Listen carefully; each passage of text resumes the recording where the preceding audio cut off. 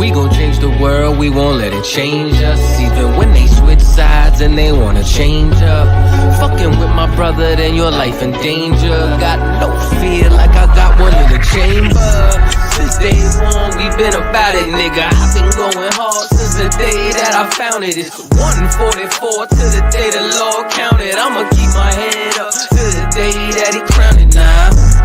Since day one, we been about it, nigga. I've been going hard since the day that I found it. It's 144 to the day the Lord counted. I'ma keep my head up to the day that he crowned it. They want a fame, they want a clout. That's why they doubt. I got them black, I want a class.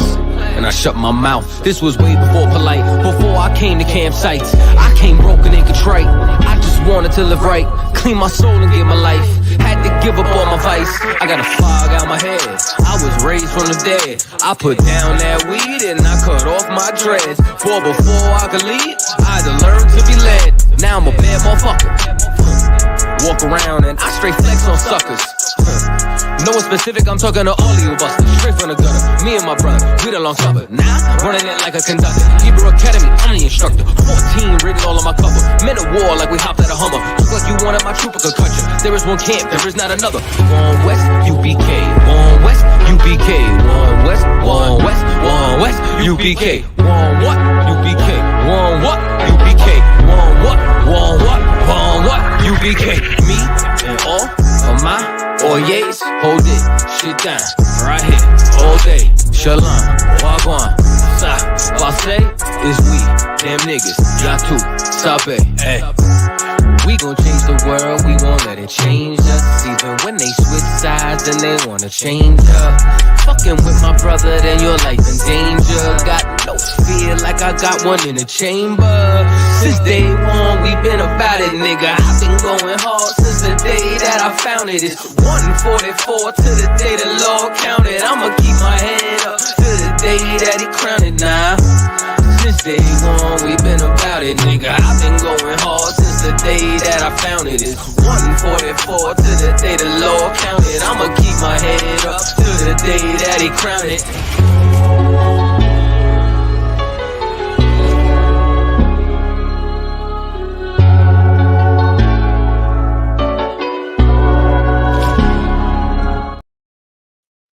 Shalom, shalom, shalom. You in live with Israelite School, Universal Practical Knowledge. Precinct Captain, not the Zakna Shah. Here, Captain 10,000. Salaki, we getting it on in here. Salaki, y'all getting a late state up here, late start. All right. And to the brothers, y'all by Shimei Shah Ragatham. To the sisters, y'all Shamar Alathun by Shimei Shah. All right. Let's go ahead. Let's get it on. Any questions in the room? Any questions? Any questions? Shalom, shalom, sister. Shalom, shalom. Where we at? Where we at? You got any questions? Y'all have them lined up for me, all right? Got any questions? Shalom, shalom, Makim. Shalom, Makwakim. Shalom, sisters, princesses in here. All right. All right. Most in Christ. All right. All right. Shalom, shalom. Shalom, shalom. All right. We're going to get it on.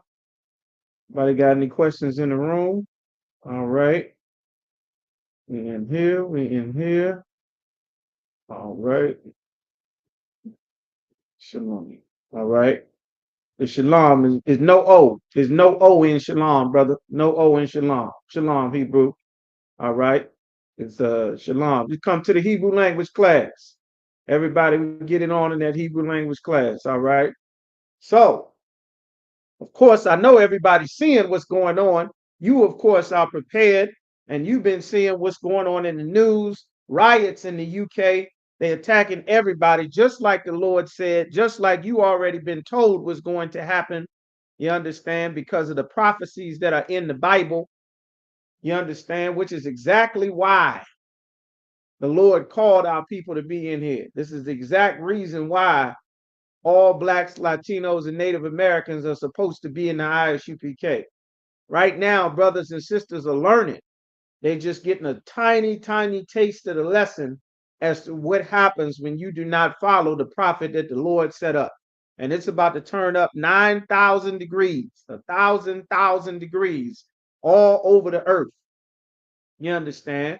The planet is melting, is falling apart. The Lord said Esau is the end of the world.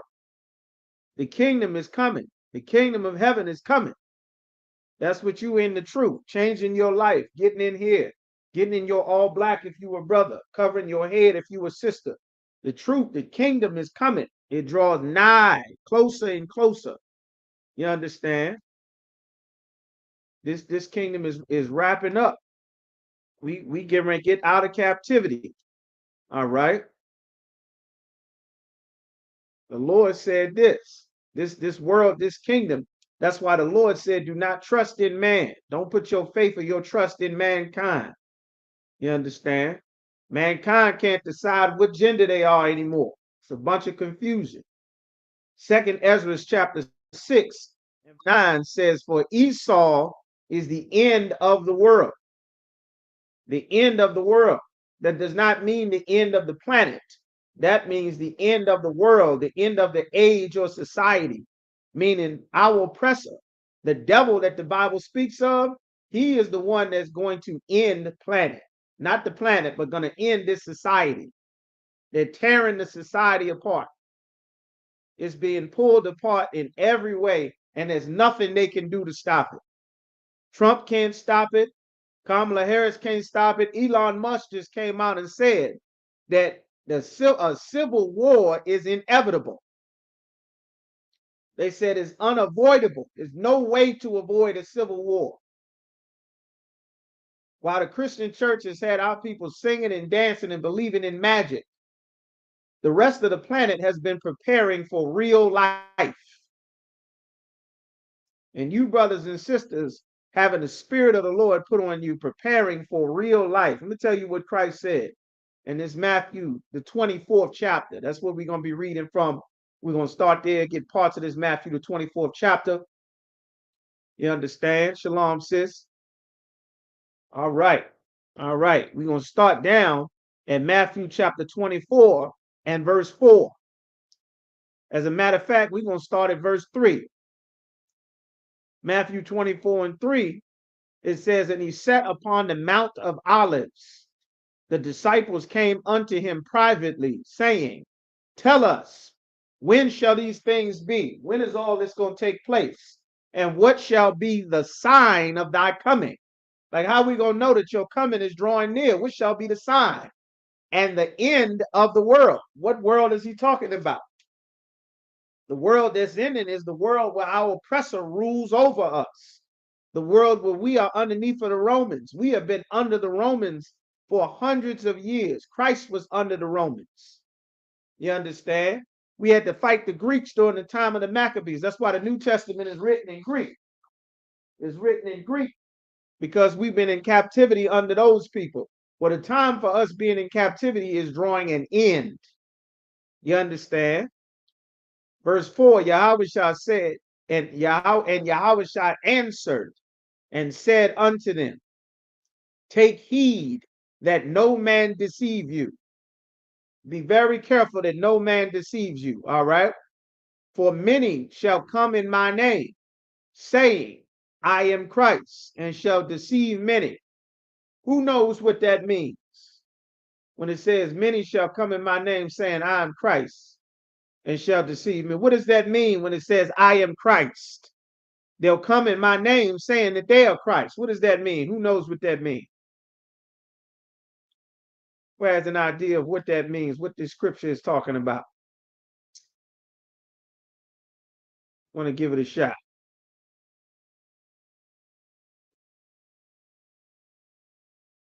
All right.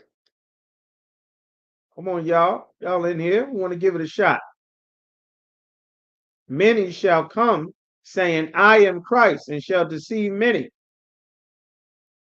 All right. The sister said, Antichrist. Well, they're not being Antichrist. They're not being Antichrist because they're saying, I am Christ. So they're not being Antichrist because they're making people believe that they pro-Christ. But that was a good guess. All right. Well, it says, saying, I am the Lord. I gather that's what you're saying there, what the brother's saying. No, they're not saying I'm the Lord. That's a good guess too.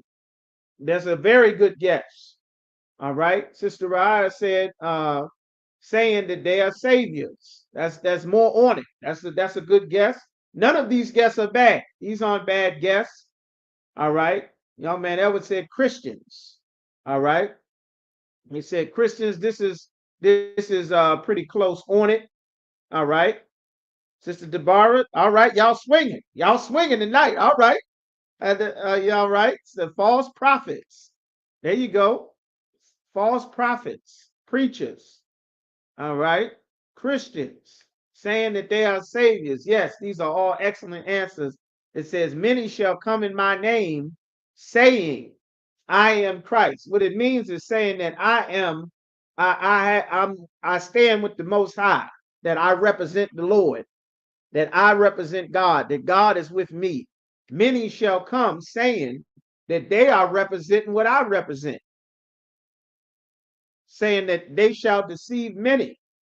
They took the records of the Bible and used it to make themselves relevant, saying that God sent them, that they prophets of God. The Arabs had prophets propped up. That's where they get Muhammad from, taking the Bible. The Bible says, I come in the volume of the book. That's what it says about Christ. The New and the Old Testament is talking about Christ. Christians don't know what they're talking about. They don't know the Bible.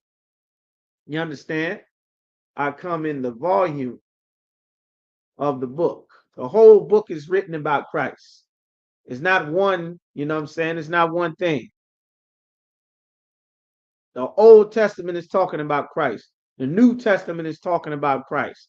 All of that. Psalms chapter 40. You stay right there. I'm going to just pull this scripture, this precept, so that you can take this down in your notes. Psalms chapter 40 and verse 7. He says, then said I, lo, in the volume of the book, I come in the volume of the book. That means the entire book, this entire Bible is written about me. You understand? The New Testament and the Old Testament are not talking about different things.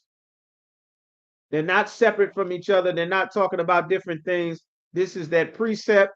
This is where you get it. Hebrews, the New Testament. That's why you have precepts. The precept is telling you something that was said or done in the Old Testament, and you see it also in the New Testament, and vice versa. That's how you know something is really what God said and really what happened. That's what a precept is. All right, let me get this out the way. Esau is the end of the world. Let's get back to what Christ is saying. He said, many shall come in my name, saying they're coming in the name of the Lord, saying that they represent God. The conscious community is filled with people saying that they representing God, that they represent the power. They got ideas about how things should be, that they got some sort of divine wisdom and knowledge and special, education that everybody should know about and become a part of and look and worship them. There was a whole bunch of them. You got Egyptology, you got the Moorish science, you got Islam, you got Christianity. There's a whole ton of them. You understand what happened here? It's a lot. Hold on one second. What happened here? On my screen is. Bear with me just a moment. Let's see if that does it. Bear with me just a moment. Can y'all still see me up there? Y'all give me one. Let me know if y'all can still see me clear. For some reason it made me small. New layout. Oh, what the hell is this? Ah, there we go. All right, Most High in Christ. The audio. All right, I see me now. So yeah, that's what he's saying. Everybody has been deceived. That's what happened to that sister. Because of the Christian church, just like you said, Christians and preachers, that sister, Massey, that just got executed in her home, in her living room, she was taught things by Christian preachers. And the things that she taught was magic and witchcraft. And that's why she believed that she had some Christian magical power to cast out a demon or say she rebuked somebody with some power. You understand? That's the same thing they tried in that church with Dylan Roof. The Christian church has taught our people to believe in magic about God. And what is so dangerous about it? That's why Christ warned, and that's why we warn as often as possible that if you are not in the ISUPK, you are not authorized to teach the Bible. There is not a living soul on this planet that is authorized to teach the Bible apart from the men that commanding General Yohana gave authorization through the power of Yahweh Ba'ashim Yahushai to raise up priests and prophets in this earth and send them out through the Spirit of the Lord to teach this Bible. Not a soul, not a mother, a man, a sage, a guru, an imam, a hobbit, nothing is supposed to teach this Bible outside of these prophets of God in the ISUPK. And any and everyone that our people have been taught to follow, this is what Christ is talking about. You understand? Now we're getting to the time that Christ prophesied. We've been already in the time, but now you're getting into the final stages of the fourth quarter, the last few minutes of the fourth quarter, when all of the prophecies in the Bible that you were supposed to have come into the truth to build and fortify your nation and your people, so that by this time, Sonia Massey would not be going on the phone calling for the oppressors' emergency services. She would be calling the ISUPK Shamar department for whatever city or state that she's in. Or she would be looking up to her husband to get and see what's going on, or contacting her camp leader so that brothers can show up, so that she can get the counsel to not fall in the hands and be prey to our oppressors. Understand? The false prophets at the mercy of America. She was left at the mercy of America because Christian preachers destroyed black men. They destroyed the black economy, but they said they came in the name of Christ. They destroyed masculinity to emasculate and diminish the role of a man. They did it with that immaculate conception garbage. Men who said that they represented God devalued the greatest man who ever lived on the earth, saying that he was a magical angel baby when he was a regular black man that came from a black father who raised the greatest man who ever walked on the face of the earth. That black father's name was Joseph. And for centuries, the Christian church has denigrated and diminished the work that Joseph did to raise up that son that we know as Yahweh Shah HaMashiach, that the Lord put his spirit on him for him to do these amazing works. That is a part of destroying our people in our society. And that spirit is what is in the Christian church. That is why the LGBTQ pours out of the church. That's why they got women taking authority, not listening to their man, and thinking that they're married to Jesus, that they have some magical connection with God based on song and dances and choir rehearsal and flowers and pretty carpet and all kind of vanity and foolishness. That is a magical fairy tale world with naked babies with wings and some of them shooting hearts at you and floating on a cloud and living in some pit of fire under the ground when you die, and just songs and dances and rabbits laying eggs and Santa coming down your chimney and the tooth fairy putting money under your pillow and Saint Peter and praying to statues and a woman not needing a man and I represent God as a woman. All of this stuff is completely out of order. And the Christian church did exactly what Christ warned us about. He said, for many shall come in my name saying, I am Christ. I represent God. I have the Spirit of God.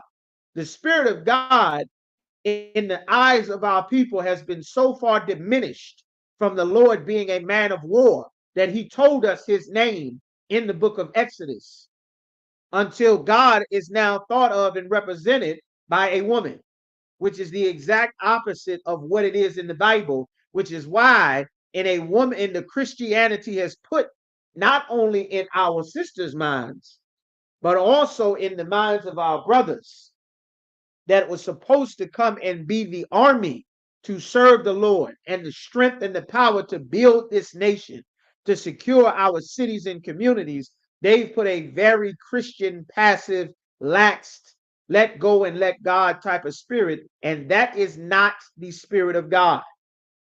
God made everything perfect, and then he gave a man authority to regulate it, not so that Adam could say, let go and let God and give it to God. That is not how life works in reality. And this fantasy fairy tale world that our people have been living in is crumbling.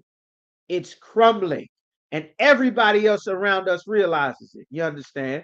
This is what Christ was telling his disciples. For many shall come in my name, saying, I am Christ, and shall deceive many. And ye shall hear of wars. You're going to hear wars. They talking civil war. Putin talking nuclear war. India and China talking nuclear war. Israel is talking about nuking Iran and dealing with Lebanon to try to avoid having to have a real fight. Them Israelis do not want to have a real war with the Arabs. They are not men of war. They do not want to go to a ground war, rifle for rifle, pistol for pistol, sword for sword with them Arabs. Those Arabs are real men of war. They know war. They've lived war. They are war. You understand? Those Israelis are not warrior men. They've not been in war. They've not been in conflict from Afghanistan and Iraq and Iran and Pakistan and India and Lebanon and Egypt. They have not been in war and conflict. You understand? And the Lord is forcing them into it. This is what it's talking about. This is how our salvation comes. See, the Christian church has taught us, failed to teach us by deceiving us, lies about the Bible. Christ said, "You shall hear of wars and rumors of wars. See that ye be not troubled." Don't be troubled. If you in the truth, you serving the Most High, do not be troubled, man. If you are not in the truth, or you just coming into the truth, or you trying to learn about the truth, you should have some things on your mind. The problem is our people are not troubled about anything. You understand? The Lord is sending these things to trouble our people to turn back to him. It says, for these things must come to pass, but the end is not yet. It shall not be the end. Christ said, for nation shall rise against nation. What is a nation of people? Who knows what a nation of people is? What is a nation? Hey, shalom, young brother. All right. What is a nation?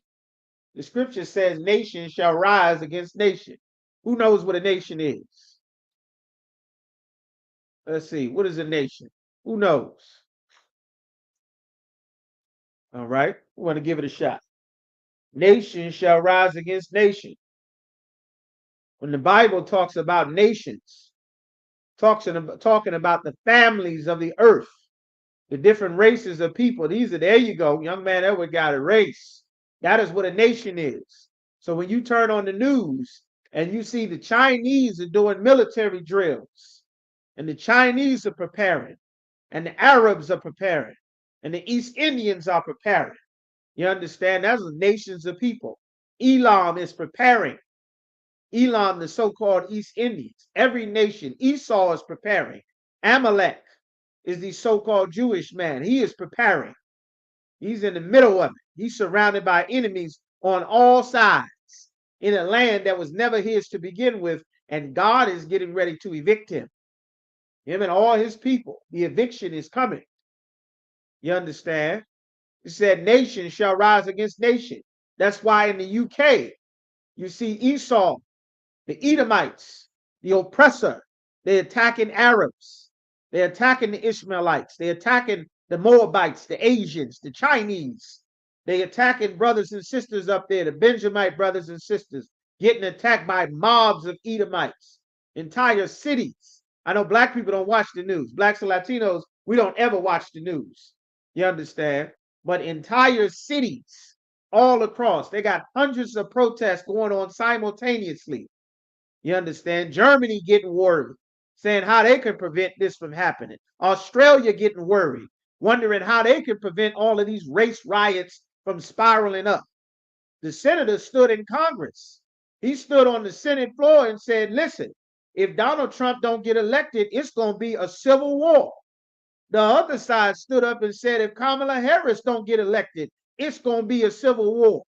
Jesus Christ said in the Bible, nation shall rise against nation and kingdom against kingdom.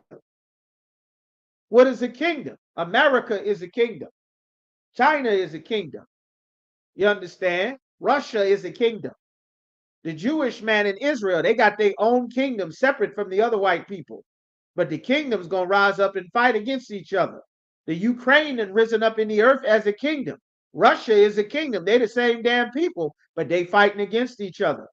And that war in Ukraine is going to spill out into Poland, into Belarus. The French prime minister has already told their people, listen, be ready to fight a war on French soil, on the ground. That's what Christ prophesied in the Bible. That's what's happening right now. There are no prophecies about what's happening right now in the Quran.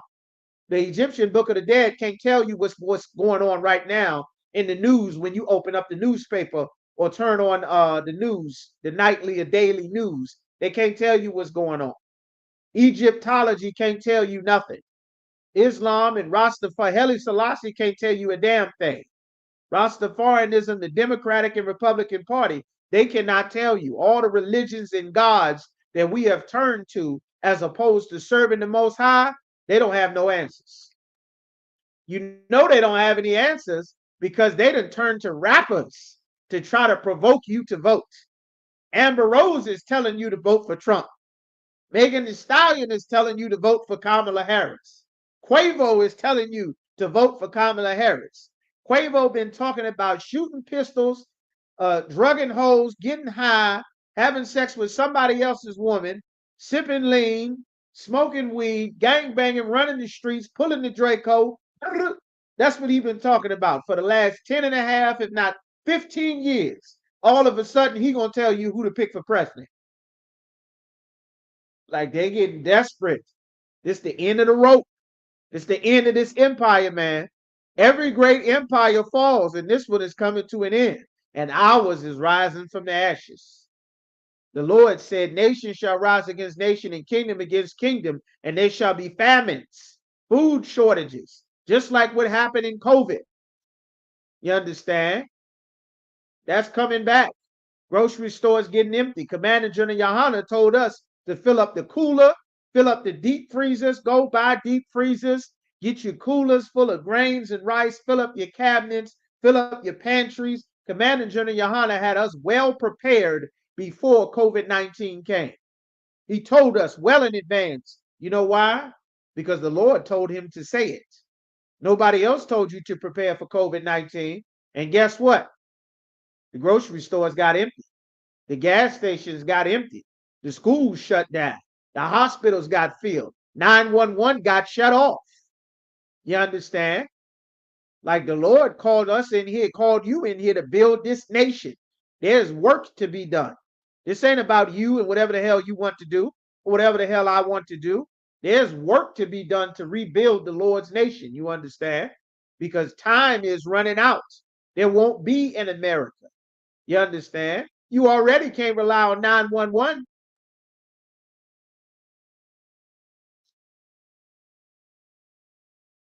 It's a lot. All right.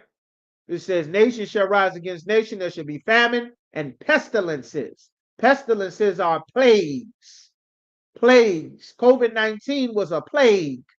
God sent that pestilence. That was a warm up. That was a test plague. That monkeypox was a plague. While everybody was celebrating that alternative lifestyle movement, that plague of monkeypox broke out. You understand? That hepatitis is plaguing.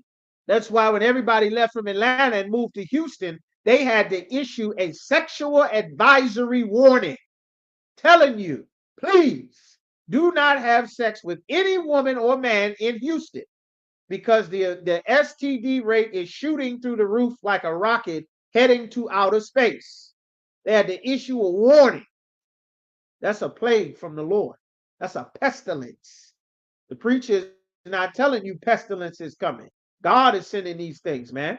And earthquakes in diverse places, earthquakes in places where there have not been earthquakes. Earthquakes, if you look up earthquakes all across the world, the earthquakes is shooting up.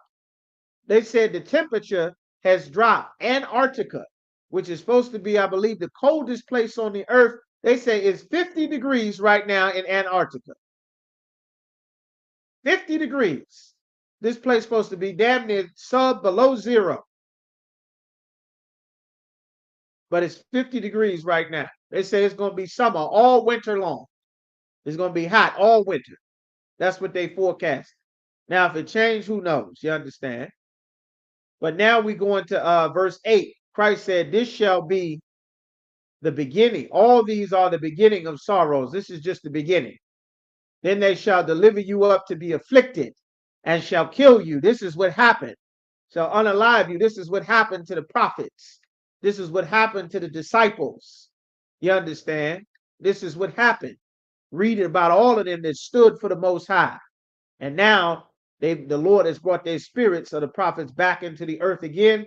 And here we are doing the exact same job that we did the last time that the Lord sent us into the earth. And ye shall be hated of all nations for my name's sake. All of this rainbow coalition, you brothers and sisters in here are learning.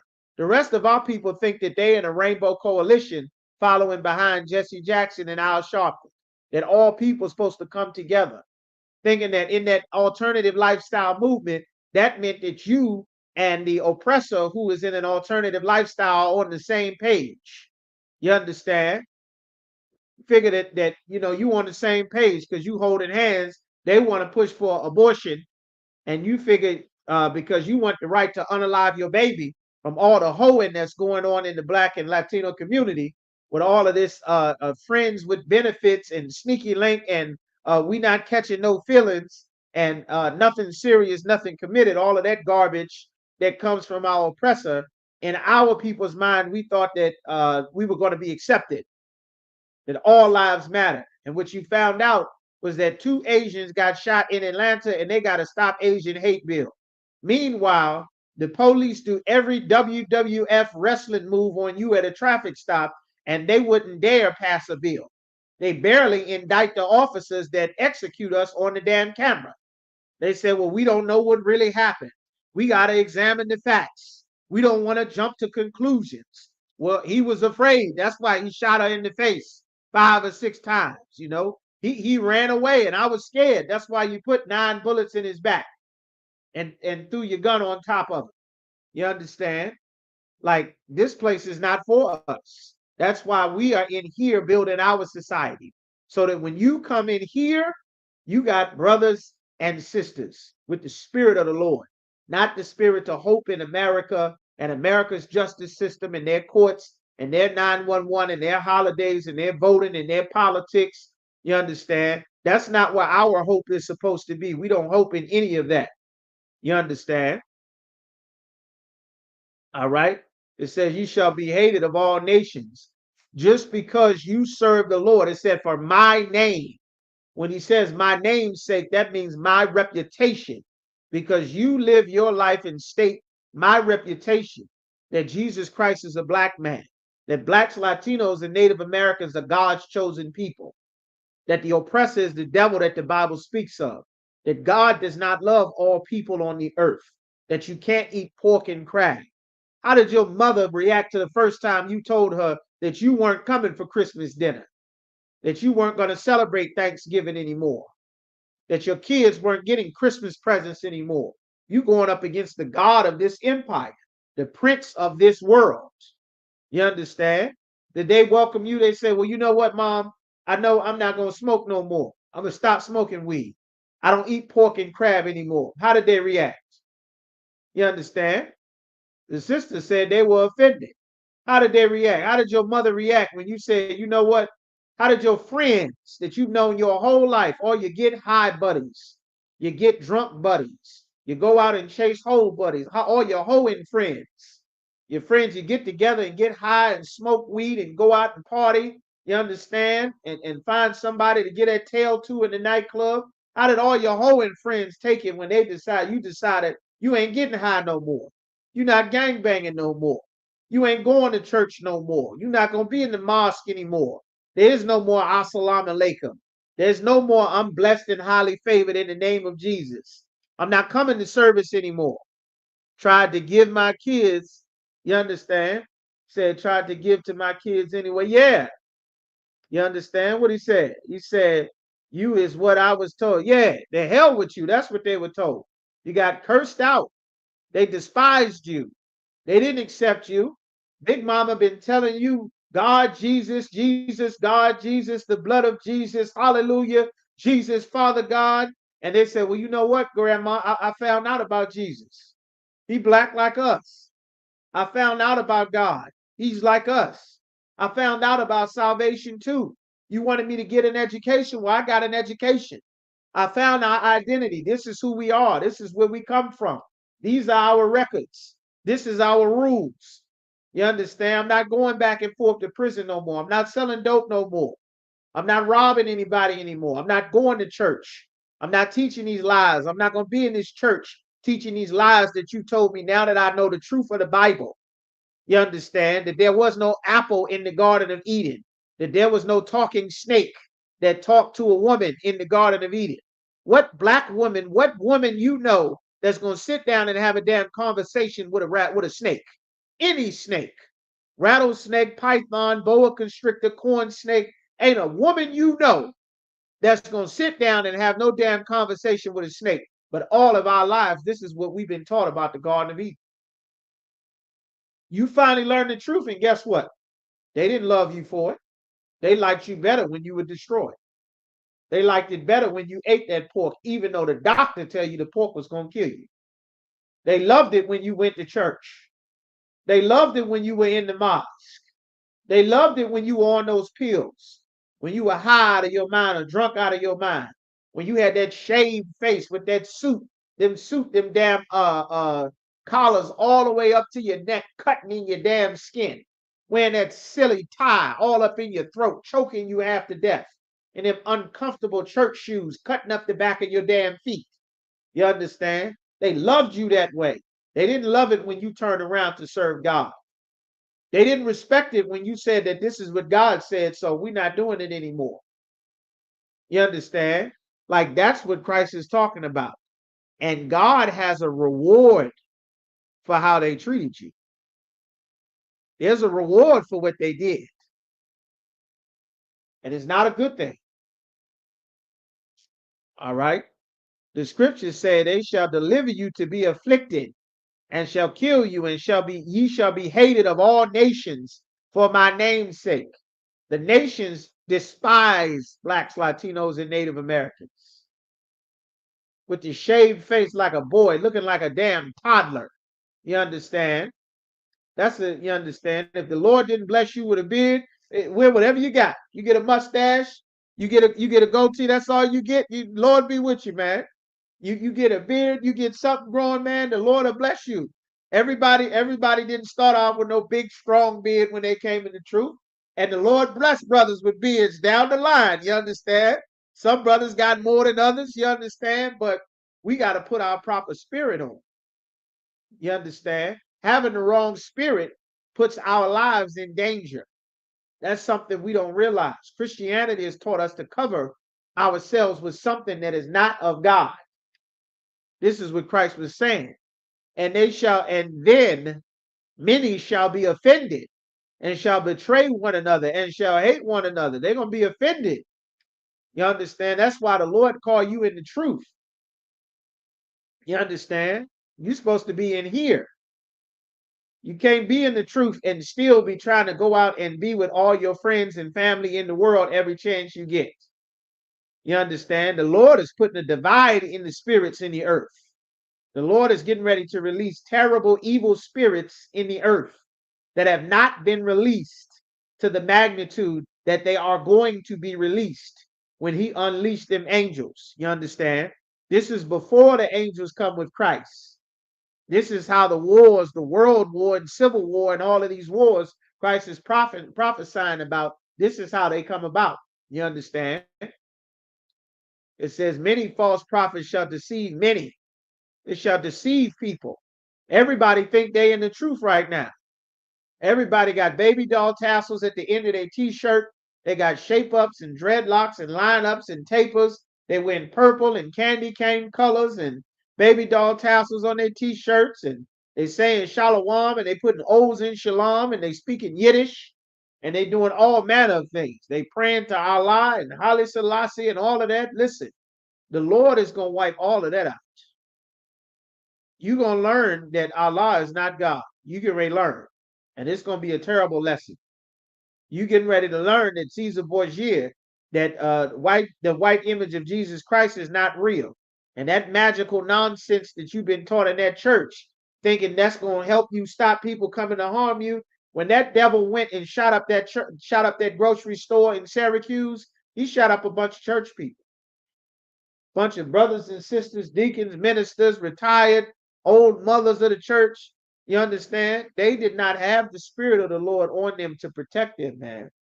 And the Lord so badly wants to protect our people, but we have gone so far into serving these other nations that our people won't hear the word of the Lord. That's why it's so important for every brother and sister to get in this truth. Put on your spirit, change our lives, man. Serve the Most High so that brothers and sisters can see the proper way and come out of this darkness, because you understand it's coming down. You understand? It's terrible things that's on the way that our people cannot imagine what is on its way. You understand? It says, and because iniquity shall abound, because sin shall abound, the love of many shall wax cold. Because there's so much sin abound, nobody got no love anymore. They fight. Women fight to unalive children. That's what abortion is. Women fighting to have the right to take a baby out of an expecting mother, to rip a baby growing inside of its mother, the one place you're supposed to be safe, and then they fight to get the right to kill it. Like that's what the Lord said, the love of many shall wax cold. You see news stories now, people taking out their whole family, people drowning their kids, all kind of stuff. Like it's going down. Like this is what the Lord is talking about. The love of many shall wax cold. Divorce. We were the people singing all the damn love songs. You and me together forever. I'd rather live in his world than to be without you in mine. That was us. We forever. We together. Let's stay together. You understand now? The love of many done wax cold. Oh, that's over. We cutting ties. This is over. We breaking up. Want a divorce. I watched some video that's probably the most disgusting thing that I've seen all year. I was nigh unto a drink, but I fought it. I seen some sister. It was a reaction video.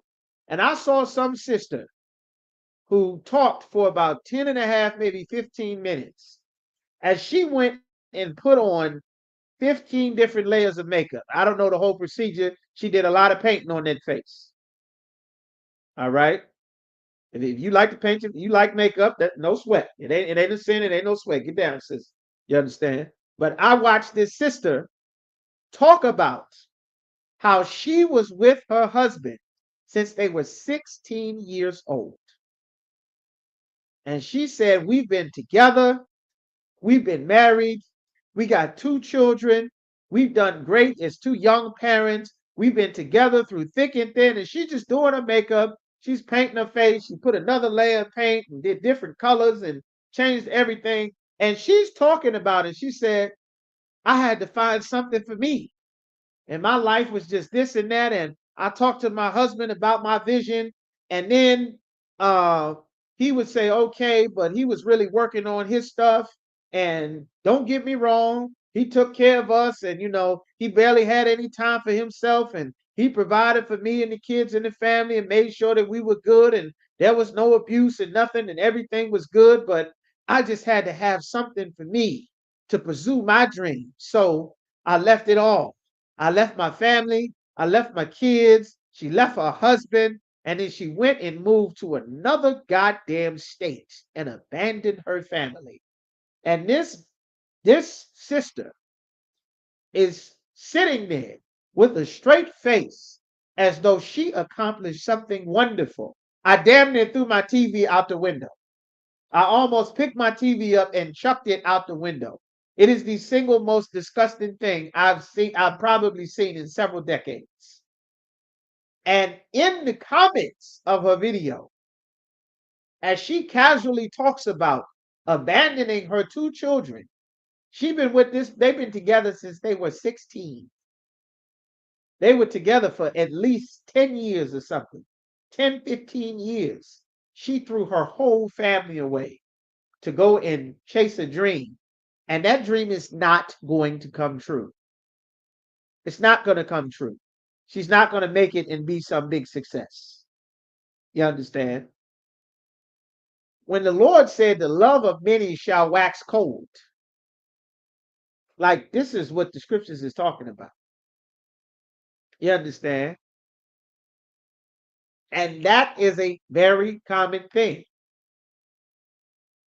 I think the divorce rate in America is what? These are the people that in their mind, they've done something beyond what we know as marriage, which sex is marriage according to the Bible. That is permanent. You cannot undo it according to the Lord in our culture.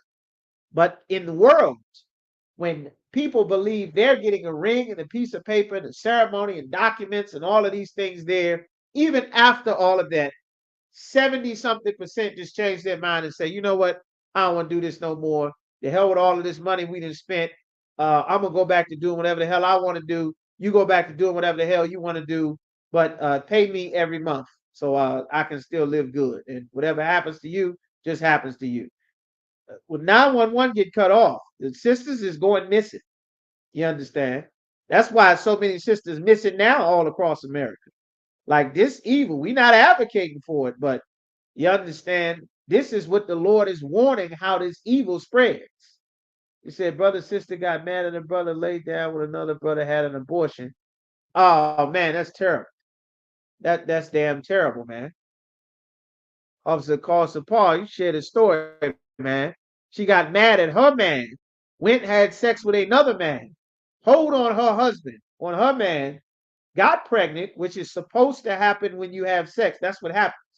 That'd be the shock of the century. Another thing that the Christian church has failed to teach our people, everybody's shocked that sex makes babies. You understand? And then she decide to cover up the crime. She just gonna put a hit out on the baby. Put up that $500, have the doctors come in and butcher the damn baby. You understand? Like you slaughter fish or you slaughter a damn deer or something, and then go on about her life like that's it. If you a sister that's had an abortion, what you did was a terrible, horrible thing. It was a crime against the Most High. It was a crime against your people, a crime against our forefathers, a crime against Christ, a crime against our race. And it was a terrible, horrible thing. And you were never supposed to do that. You do not have a right to do that. And because of that, we are one less of our family, of our number. Do not ever have an abortion again. Never have another one. The ones that you had in the past until you get here today, Christ died for those. From here going forward, the next ones you will pay for. You understand? Like this evil. And in our mind as a people, we don't understand that blood stains the land. Like that opens up every horror movie. When you get and you start watching all the horror movies or something, there's usually some horrible death, some horrible tragedy, some horrible scene of mass unalivings or executions or crime. And then after that, whatever the evil spirit or the evil entity is, whether it's Freddy or Jason or whoever the hell all your other favorite horror movies are about, then the evil spirit is allowed to function in that area unhindered because of the evil that was allowed to continue. All of these shootings and murders and abortions and hoeing and sisters having sex with other men besides their man, and sisters having sex with brothers having sex with sisters, throwing them away, an alternative lifestyle and drug dealing and getting high. These things open the door for demons to flourish. And America is the cage of every foul and hateful bird in the earth. And the demons are getting the green light to run rampant. So is Europe. That's why they're running rampant in Europe. And they're going to be loose all over the planet. There won't be a safe corner anywhere outside of the UPK. You understand? So now that's what the Lord said, the love of many shall wax cold. This is what Christ was warning. Verse 13, but he that shall endure to the end, the same shall be saved. At the end. You understand? We coming to the end, but we not at the end. That's another terrible thing the Christian church has taught our people. They teach people that we are saved. Christ said saving comes at the end. I'm married to them. All right. Okay, the brother got a question. All right. All right. The brother got a question. He said, Salaki, can you get a little clarity? He said, am I married to every woman that I've ever had sex with? You were married to each woman you had sex with. You were married to them. You absolutely were married to them. You understand? You most certainly were. Now you understand. That's why it's important to come into the truth. The women that you are not with now, when you come into the truth, no. You understand? You come into the truth is like if you committed if you unalived someone, like the crimes and the sins that we have done. That's what Christ died for. You understand? That's what Christ died for. Now you had sex with some woman last week and you trying to get rid of her. You cannot leave her. That's different. But you 15, 16 in college, 4, 5, 10 years ago, you're not in the truth. You understand? You are like any other brother or sister in the world, just pretty much doing whatever, hooking up wherever, a couple of months here, this don't work out, some here, party there, something like that. Whatever the case or scenario is there, sex was always marriage. You understand? You come into the truth. Now that you have the truth, you have the rules, you have our records, you understand? Now you have to abide by the rules that you now know that the Lord has given you. You understand? But every woman you had sex with, you were married to them. You understand? That's why all of this I'm single garbage is such a confusing damn thing. Because to the Lord, there's very little of Israel that is not married. You understand? That's why it's so important that we get back to serve the Most High so that we can have his mind. Christ said, let this mind be in you that was also in Christ Jesus. So Yahweh Shai Mashiach, we got to learn to think and be trained to think the way that the Most High wants us to think. That's what Christ was teaching us. All right. But that was a good question. All right. So he said here, we going back to he that endures to the end shall be saved. Verse 14 says, and this gospel, meaning this is the good news, this gospel of the kingdom, the teaching of the kingdom that is coming, shall be preached in all the world, for a witness unto all nations, and then the end shall come. You understand? It's got to reach all nations. The children of Israel, we everywhere. You understand? Thanks to Esau's military, his brothers and military brats, all in Germany, all in Tokyo, all in Okinawa, all in the Philippines, all on these military bases everywhere that we have been spread out serving in Esau's military, which the Lord commanded us not to do. You understand? We all over the world. Slavery and captivity. You understand? No sweat, brother. All right. But all nations, then the end shall come. All right. And then it's talking about the 70 AD destruction. That's what we had. You understand? Talking about how our nation would get wiped out, which is what happened. That's why we fled into the west coast of Africa. All right. And we were there for several hundred years. Okay. I wanted to get that also. All right. No sweat. So let's get some more on that. What is going on? All right. All right. It said the Japanese stock market crashed. And I think it's called the Nikkei. Like America's hidden in free fall. That's why the banks keep stealing all the money. That's why they making fraudulent accounts. They stealing people's money. Wells Fargo constantly getting fined for making fraudulent accounts. The banks is getting hacked. All kind of scams and evil things is going on throughout the country. Like we got to prepare. And the most important thing to prepare is to serve the Most High. You understand? That's what we get ready to get into. So Revelation chapter 18 and verse 1. That's where we're going from here. It says, and after these things, I saw another angel come down from heaven. Seeing an angel spiritually coming down from heaven, having great power. He had power and authority with him. This is the vision that John the Revelator is getting. John the Revelator is getting in the book of Revelations. He's, of course, prisoned in the island of Patmos, which Esau was famous for putting people in island prisons all the time. That's where you get Rikers Island and Alcatraz and Pelican Bay. You understand? All of these island prisons Esau loves to put people in.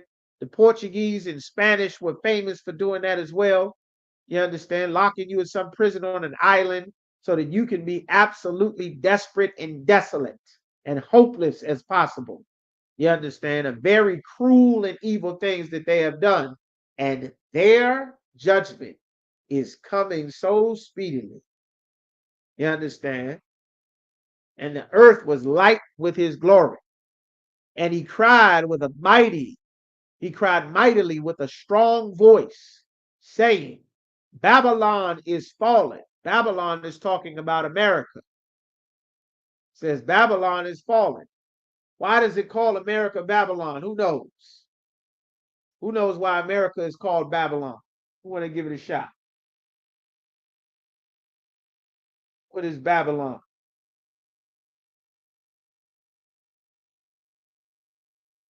All right. Who want to give it a shot? Who knows?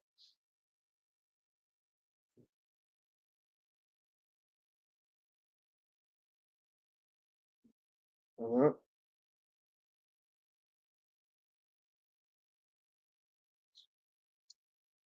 All right.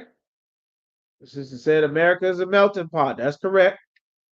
America is a melting pot. That's right. Sister Shakal said America is a melting pot. That it is. It is a melting pot, and that's good.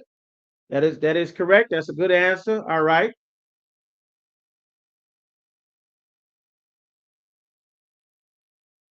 All right. There's a precept for that melting pot scripture.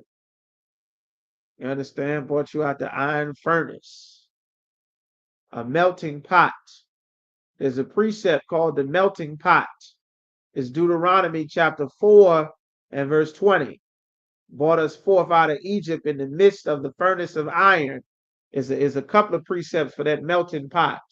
The melting pot. Let me not give it to you. Let me just let a couple more y'all answer, and then I'm gonna give it to you. Who else we got? America's a melting pot. All right. Confusion. That's correct. Sister Rod said chaos. That's correct. It's a little bit more on it. None of your answers are wrong, but there's more on it. All right. There's more on it.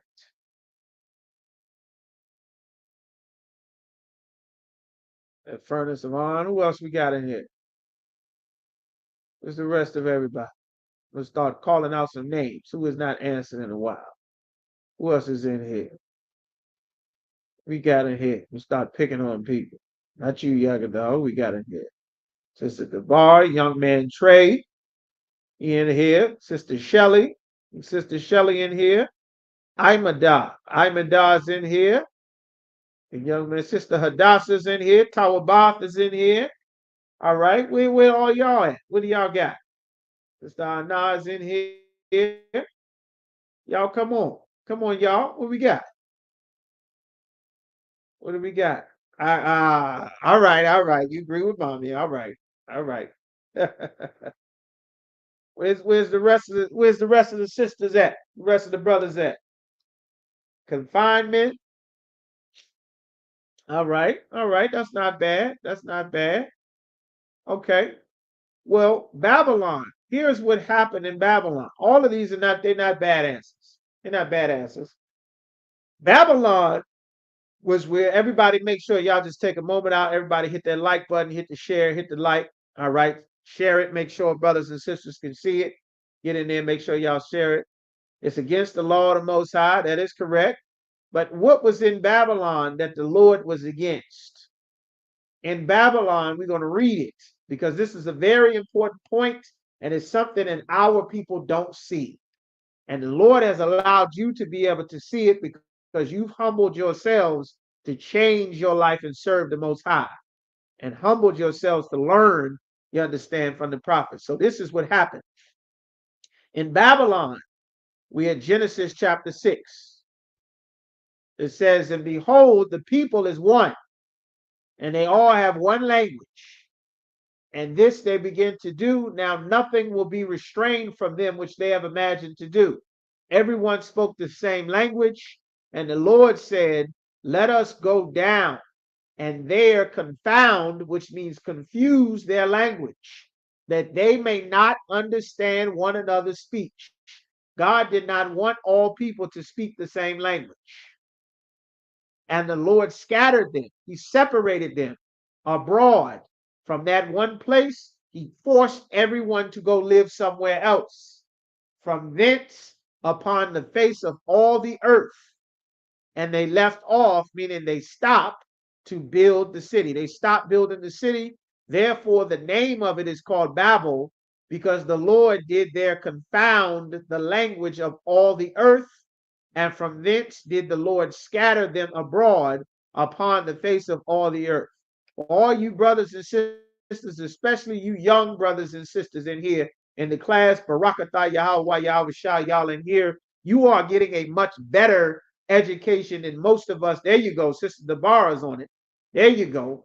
The honor roll students in here. Y'all get in here and answer these, man. You damn right. There you go. Sisters in here, there you go. The Lord did not want all people to speak the same language. God does not want all races of people living together. God does not want there to be Chinese businesses in your black community, Arab, East Indian, African businesses and gods and their beliefs in your community amongst your people. Every people is supposed to be separate. That's why the world is at war, because there are people living with other people when they are supposed to be in their own separate land. God made all people separate to be in a different land. God did that. And this bringing all people together to give them one identity. If you look at that, I want you to see and listen and hear this. It might not mean a lot to many of you brothers and sisters because you're too young, but hear this as you grow up, as you go and you see things. When you look at a one nation under God, there you go. When you look at it, it says, all right, it says, I am a, when you fill out any forms or documents on a job or paperwork, it says you are a Asian American or a Pacific Islander American or an Arab American or a Caucasian American or a Latino or Native American American, a Native, African American, all of these different things and titles. You are not supposed to be titled and grouped with other nations of people. That is against God. Here in America, everyone has a title that they are something American, right? It's on your forms, it's on your applications, your resume, all of your accounts. It says what type of American you are. Well, God does not identify people as where you live, what neighborhood you're from, what country you were born in. God identifies people as who your father is. You are the seed of your fathers. And if your father is a Native American, a Seminole Indian, and a so-called Afro-American, a so-called West Indian, a so-called Haitian, a so-called Latino, a so-called, you understand, the natives of North, South, Central America, it has nothing to do with your mother. It has nothing to do with the food that you eat, the music that you like, the language that you speak, the way that you dance, your hair color, your eye color, your skin texture, how short or tall or slim or thick or round, whether you have rhythm or not, your nose thickness or how thin your lips are, that has nothing to do with who you are. What nationality, what your identity is not supposed to be changed to fit with other people. That is against God. That's against God. And America is about to learn that very hard lesson that you should have never rebuilt ancient Babylon and brought all races of people into one place. That's against God.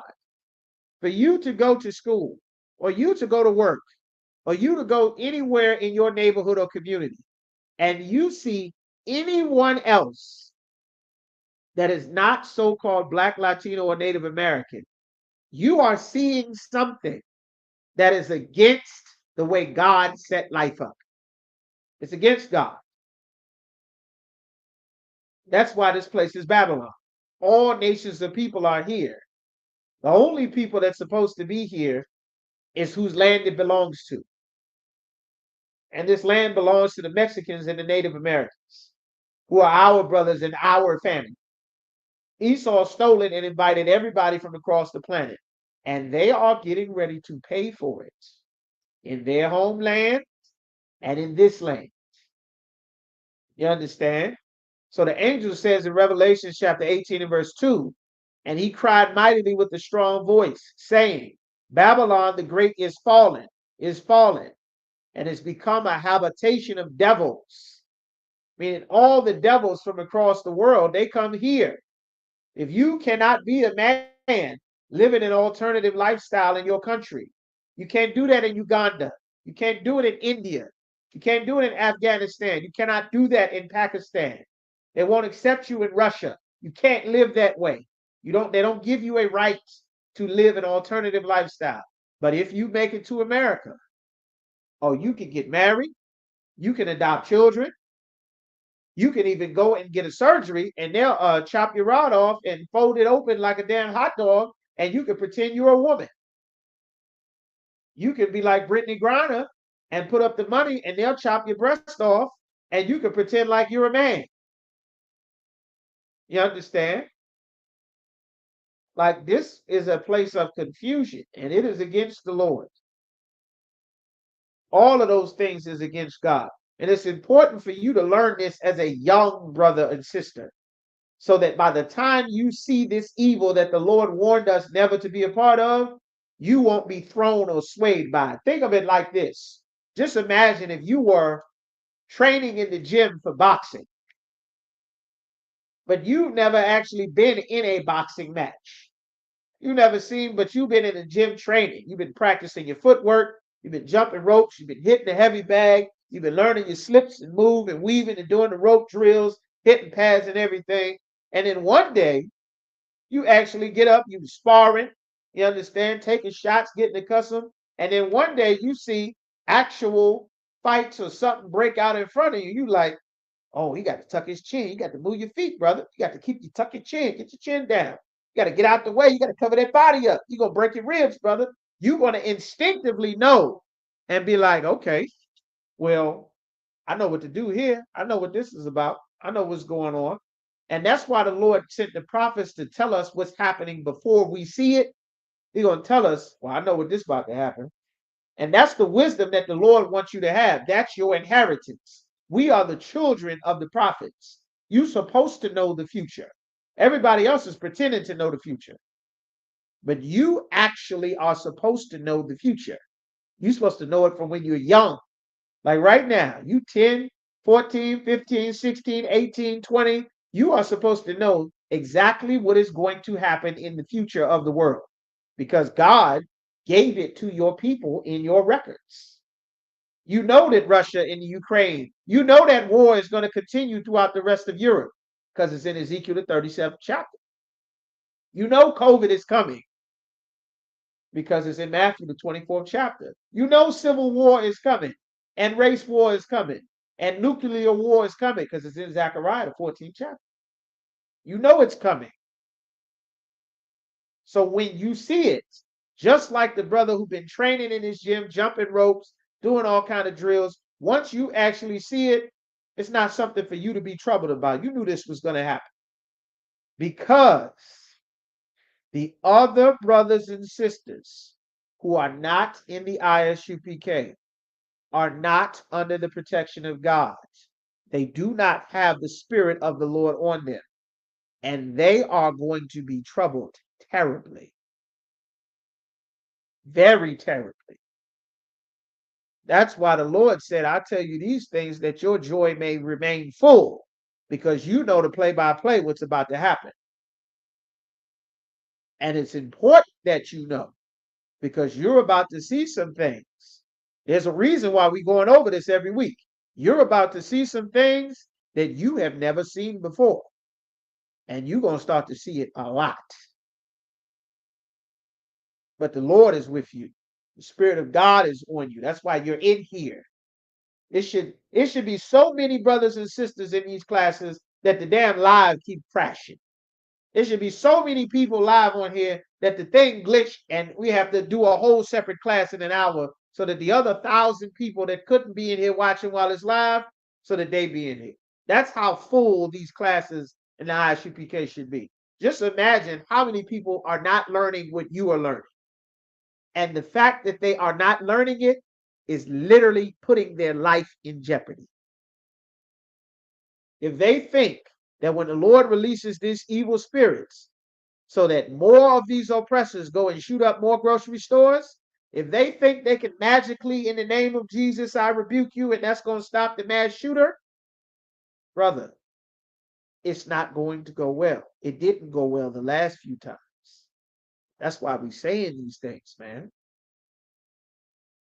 So the Lord said in Revelation chapter 18 and verse 2, and he cried mightily with a strong voice, saying, Babylon the great is fallen, and has become a habitation of devils. And the hold, meaning the stronghold, meaning this is where it gets its power from.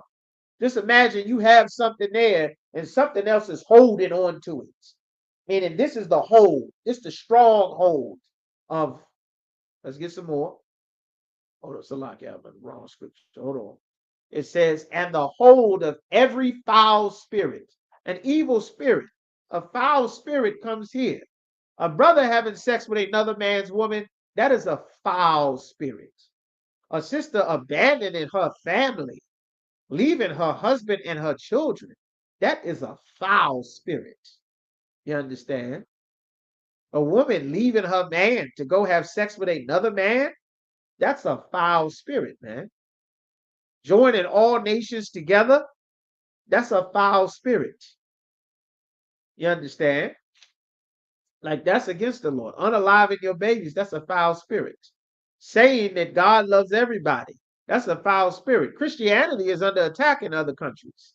The Asian world does not want Christianity spreading white supremacy all throughout Asia as they prepare their Asian people to stand up and go to war against the oppressor. They don't need you thinking that the white man is God in your heart when they trying to prepare your Chinese heart to go fight war against the white man. You understand? Is there going to be any single women or mothers in the kingdom? That's a that's a good question, brother. The scriptures talk about this. The scriptures talk about this. You understand? I'm gonna pull the scripture for you. Is there going to be single women or single mothers in the kingdom?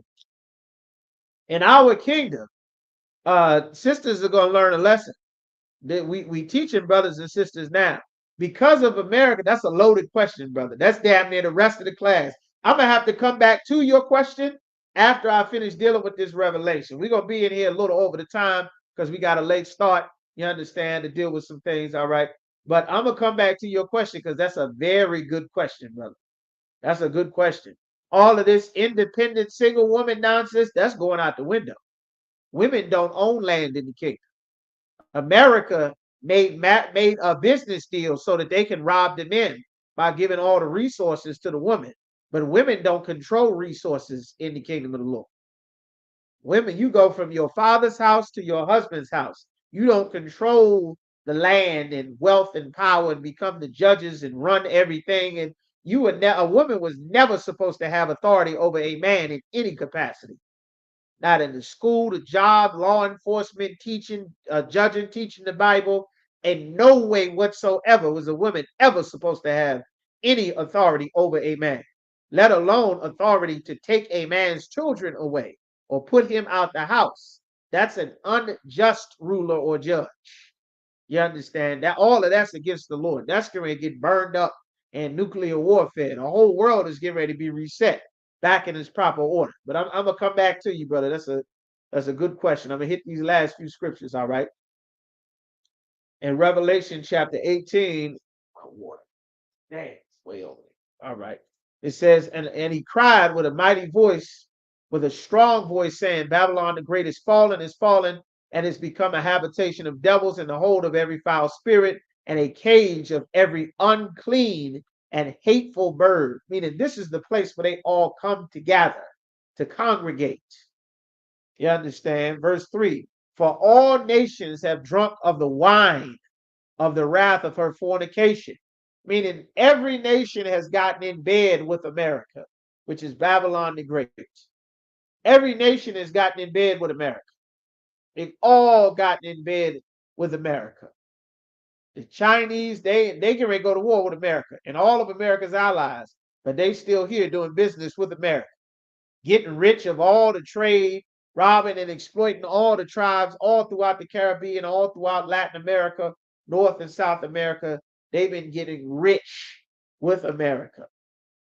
You understand? The British, the French, the Dutch, the Arabs, all the Arabs are filthy rich. All in the Caribbean, setting up shop, all in Central and South America. Oh man, they live in a wonderful life. All the Africans, they live in a wonderful life, man. You understand? It says, and committed fornication with her. The merchants, the salesmen of the earth are waxed rich. They got filthy rich and powerful with all the money and trade and business deals and boosting the economy and manufacturing and selling goods to all the people in America. All the inventions that we made that the Chinese mass manufacture and sell all across the world. You understand? They all got rich off of us. The laptop comes from a black man. The refrigerator, the freezer, the icebox, the pacemaker, everything, all the music, it all comes from our people. They got so rich. And the Lord is getting ready to drag them into World War III, and they're gonna pay for what they have done. They're waxing rich through the abundance of her delicacies, all the sweet and wonderful things, all the corn and all the wonderful delicacies all throughout the Caribbean, all the bananas and all the mangoes and papaya and all the sweet and wonderful fruits, all in Central and South America that they've stolen, all from Puerto Rico, all from Haiti and the Dominican Republic. They got a market. They done corner a monopoly on the fruit that's growing all throughout Latin America. They stole it, Del Monte and Dole and Tropicana. They stolen all the fruit, and they getting rich and selling it and dividing it up, and they get ready to pay for it. They're gonna pay in, oh, it's gonna be so terrible. And I heard another voice from heaven saying, come out of her, my people, separate your spirit from her. Take your spirit out of this voting. Take your spirit out of America's politics. Take your spirit out of America's, you understand, wanting to be their soldiers, being in their military, their police force. That's against the Lord. Get your silly spirit out of their integration, out of thinking that all races of people are supposed to come together, out of thinking that God want a rainbow coalition, out of marching and protesting with them silly signs. Don't you know black people been in the streets marching about getting unalived by the police since what? The 80s? The 90s? Since Sean Bell? Since Rodney King? Since the runaway slave patrol catchers trying to escape the plantation and the Irish patty rollers would hunt down runaway slaves? You understand? Our people have been protesting about police brutality for centuries. And guess what?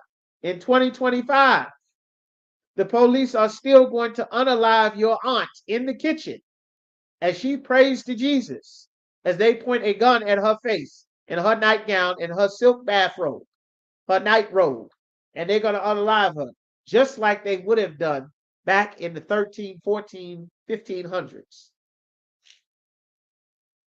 It doesn't work.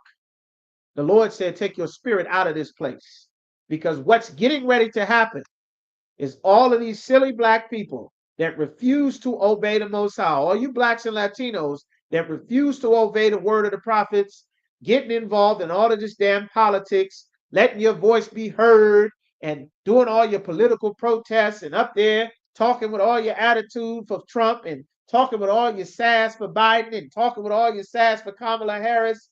You don't know what this is really about. You think it's about the political process. This is about control of the planet.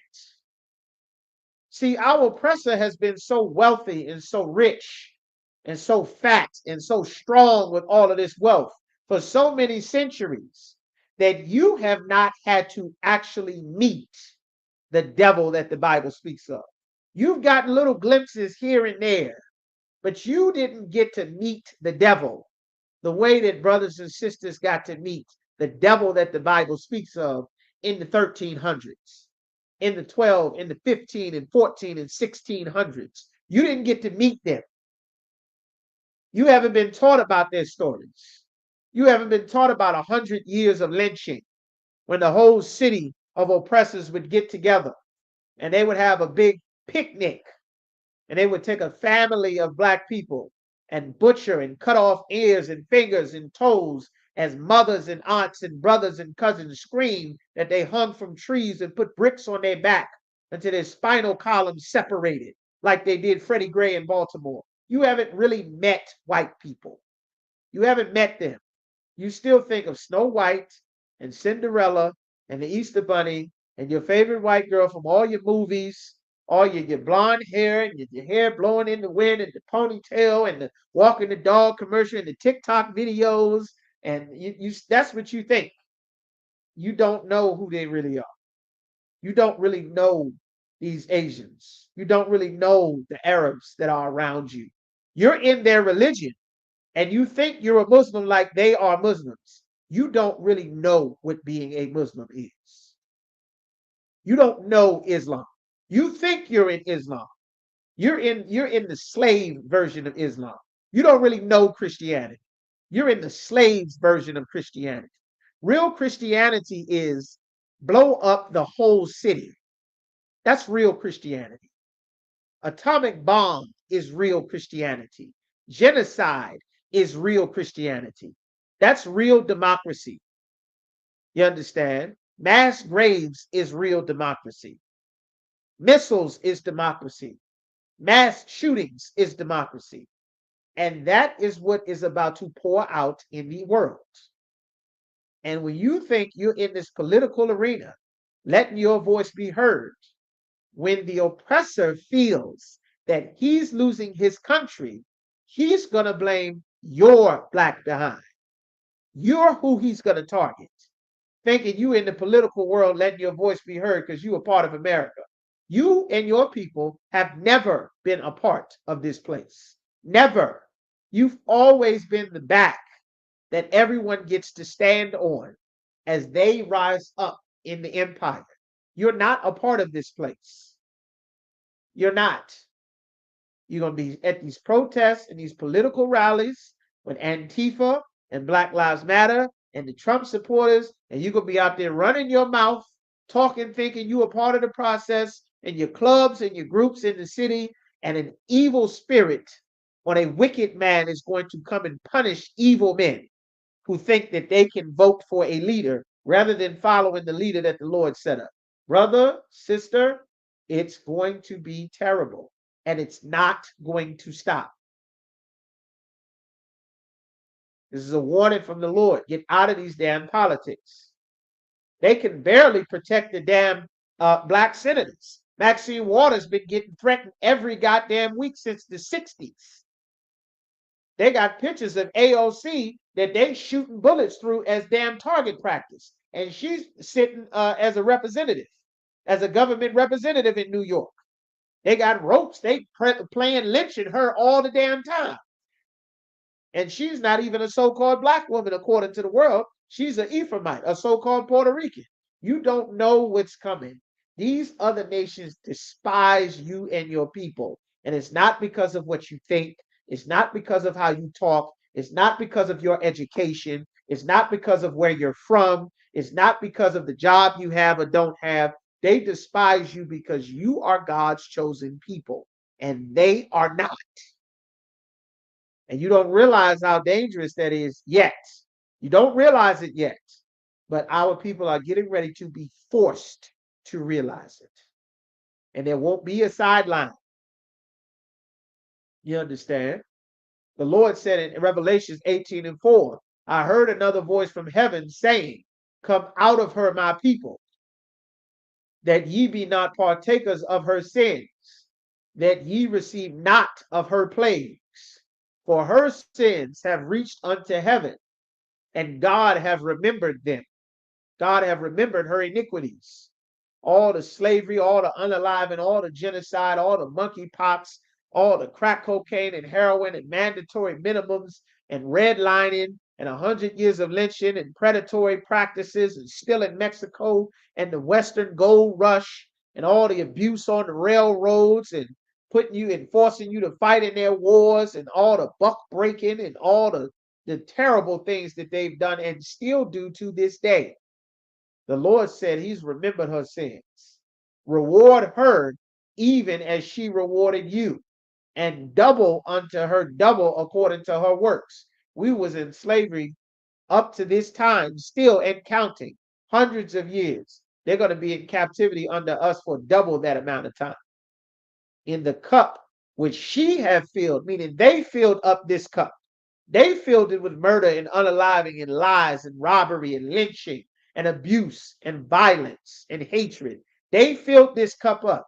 God said, in the cup which she have filled, to her double, how much she have glorified herself and all of their wealth and their Hollywood and their riches and their music communities and all of their government halls and their prestigious centers and pledge allegiance to the flag and salute the flag and everything that they've done that's so prestigious and wonderful. She's lived deliciously, stolen all the rare and precious minerals and fruits from all of our lands all across the world and glorified herself, lived deliciously. So much torment, so much sorrow gave her.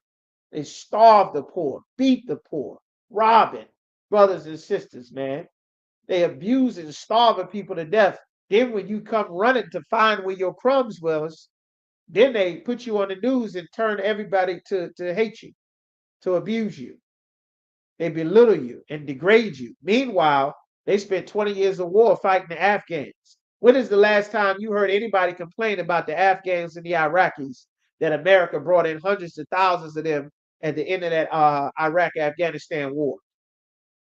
Anybody ever seen a news story about the 18,000 Ukrainians living in Chicago, not on the streets, not on buses, not in the police station? They don't ever talk about that.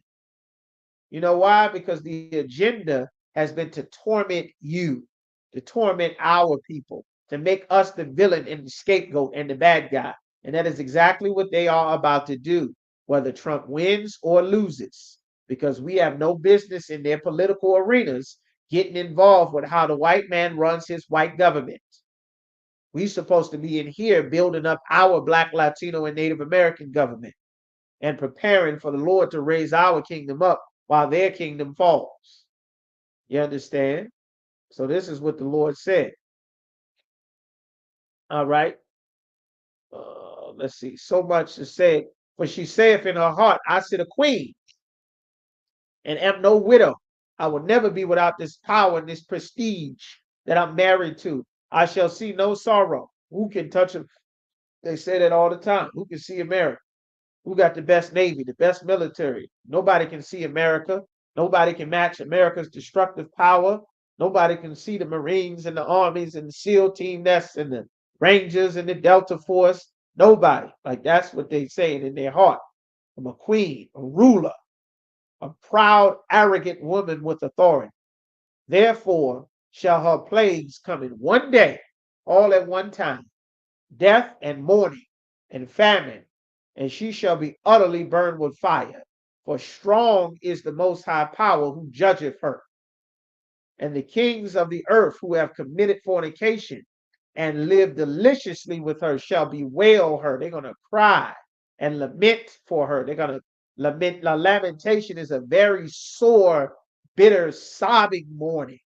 Like you cry, you run out of breath, and you run out of tears, and your chest hurt and your back hurt, and you start to choke and cough because you're crying so hard and so much sorrow. That's how sad everybody's going to be when they can't sell and trade their goods with America, because all of it is on fire. Because missiles from Russia and India have hit America. You understand? When they shall see the smoke of her burning, they're going to be like, oh my goodness. All of that good money, all of the stuff we used to sell is all over. We will have to go back to China now. We're going to have to go back to India. It's over.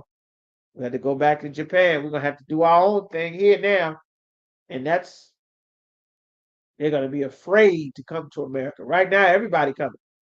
It says standing afar off for the fear of her torment, saying, alas, alas, finally, the great city of Babylon, that mighty city, for in 1 hour is thy judgment come.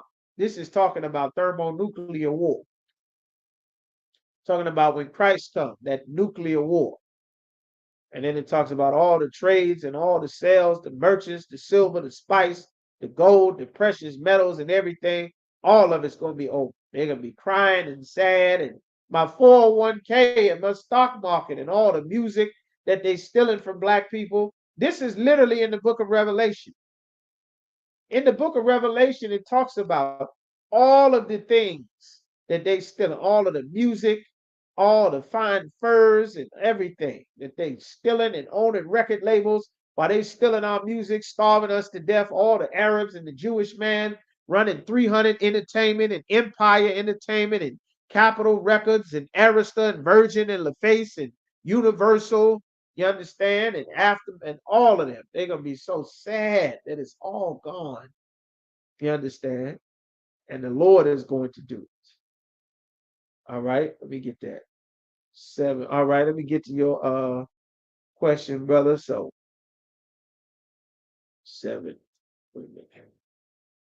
That's what it's coming to there. All right, this society puts things. All right, so here's the question. The brother's question, Salak, is there going to be any single women or single mothers? Are there going to be single women in the kingdom? Yeah, there's going to be single women in the kingdom. Because when we come out of captivity here in America, it's going to be tons of you understand, our families and everything. We're going to be starting life over. We're going to be starting life completely over, Lord willing, in the wilderness after the nuclear missiles strike and hit America and everywhere. All the nations are going to launch their nuclear missiles. They're going to launch their missiles. Russia's launching theirs. America is going to launch theirs. China's launching theirs. Israel ready to launch theirs right now. They're ready to launch their missiles right now. You understand? They like, listen, we're not going to fight Egypt and Iran and Iraq and Yemen. We're not going to fight everybody. We're not going to be going back and forth forever. We're going to put an end to this. You understand? They're not trying to have no real warfare to fight man to man. They're not trying to do that. They don't have no warriors over there that's been in war and conflict for the last hundreds of years. They've been sitting with technology and wealth and running Hollywood, and you understand? They're not ready for that. That's why they get ready to drag every young brother or sister from America that wants to get money for college education and healthcare to get out of the ghetto. They get ready to take every brother and sister from all of America's military and pour them into Asia and the Middle East and get everybody killed. That's what they're getting ready to do. You understand? So no, there will be single sisters. There will be single sisters. All right.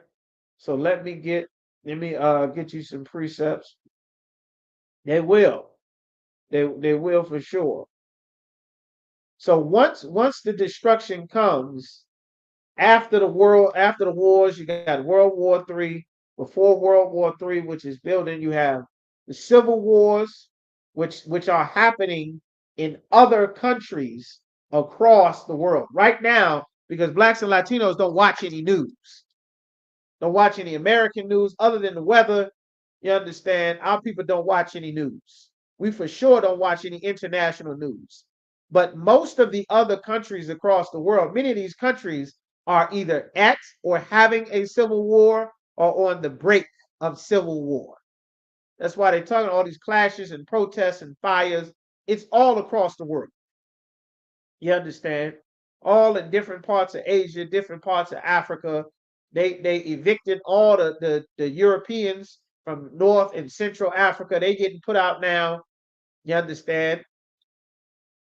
So it's coming across the world. This is a spirit that the Lord is pouring out into the earth.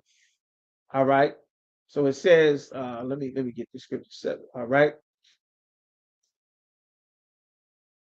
So will there be single women? Yes, there will for sure be single women.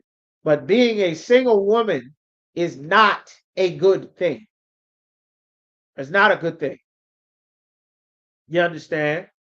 Because of how this society, I'm answering your question, and because of how this society functions, because of how Esau has destroyed our people so very much, right now, it is common to see a woman just being single. She's on her own. She's got her own job, her own place, her own house, her own money, her own all of those things. You understand? But in our society, that was never the case. You understand? That's how you end up getting stuck doing all this damn work.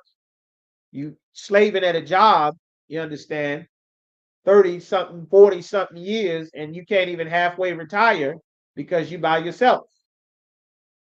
You don't have the security. You're in danger. That's why anytime your house, your car, your roof, your pipe, something need to get fixed, if you don't have any brothers or something, then you at the mercy of the damn contractor. They're gonna charge you whatever. Like none of life was never supposed to be this way for you as a woman. Never, never, never, never. You were never on your own. You were never faced with the stress of handling all of life's problems by yourself. You weren't facing life head on. You weren't. All the subsequent depression and fear and worry and anxiety, that just comes from being a woman without a man to filter all of the natural things that should not make it to you. Because we're in captivity, what it means to be a single person is different from what it is in our society. A single woman in our society is just a woman that still lives in her father's house. She's not a woman who has her own house and her own land somewhere where she just living there until she finds a husband. You're not out looking for a man. You're going to have a man. Your father is going to make sure that he finds a man. And all of the other fathers and brothers and uncles in the city, in the community, in the nation are going to make sure that no man leaves you. He can't leave you. Where is he going to go? Who would accept him? What life is he going to live after that? It's unlawful for him to leave you and go get with another woman because that is adultery. And if he leaves you to go and have sex with a different woman and throws you away, then the priest would take him and her out of that house and then stone them both because that's a sin. So, like the dynamic of what a single woman is such a confusing thing to understand because maybe the sister did it by accident. Okay, it's such a confusing thing to understand because you as a woman, for the most part, you are on your own. For the most part, you're on your own. You have to find a job, you have to find a career, you have to find a place to stay, you have to get your own education, you have to try to find some way to survive. You won't be finding a way to survive in our kingdom. You won't be finding a way to security. You won't need a dog. You won't need cats and dogs. You won't have any of that. The spirit that this place has put on our sisters, that spirit is getting ready to die with World War III. All that independence, diva, boss lady, I am queen, what I need a man for, all of that's getting ready to go out the window. It's getting ready to go out the window in a hot second. You understand?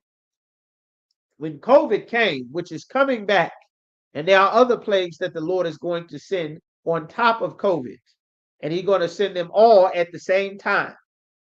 When COVID came, which was just a warm-up plague, there was no 911.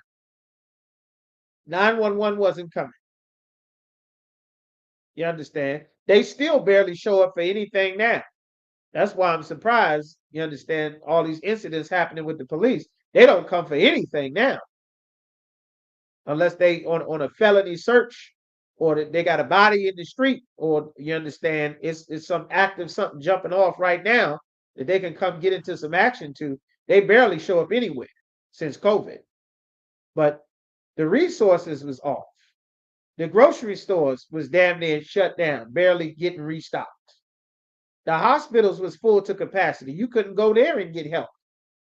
I went to the hospital with COVID. I was in the damn backseat of the car for 3-4 hours. You understand? The damn nurses came out on break twice. They asked the brother, you understand, the brother who drove me up to the hospital, they asked the brother, they said, has he been shot? Has he been shot? Has he been shot? He was like, no, he ain't been shot. He over here dying. He not shot. Can you help him? Oh, well, just wait. He hasn't been shot, right? Well, just wait there. Just wait there. You understand? And that's how that went. This society is about to crumble. You won't have a crumbling society. It won't be a normal thing for it just to be you and your kids, or just you and your house and your car and your job.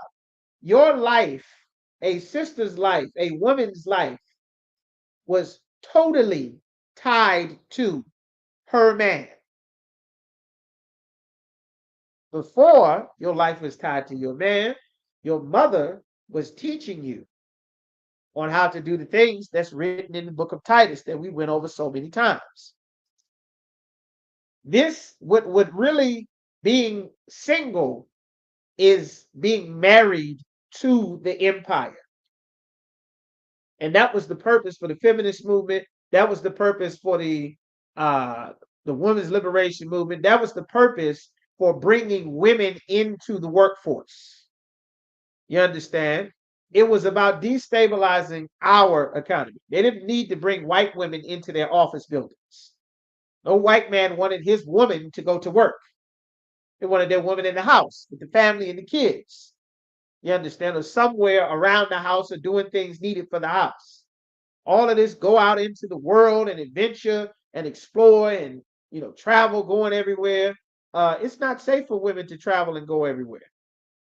Because America has such a reputation that it's filled with unalivers and oppressors with guns that will come and destroy your country if something happens to one of their citizens, which is why Paul said in the book of Romans, when they had him locked into prison, when they thought he was an Egyptian, because they were shocked that this dark-skinned black man could speak Greek and he wasn't an Egyptian.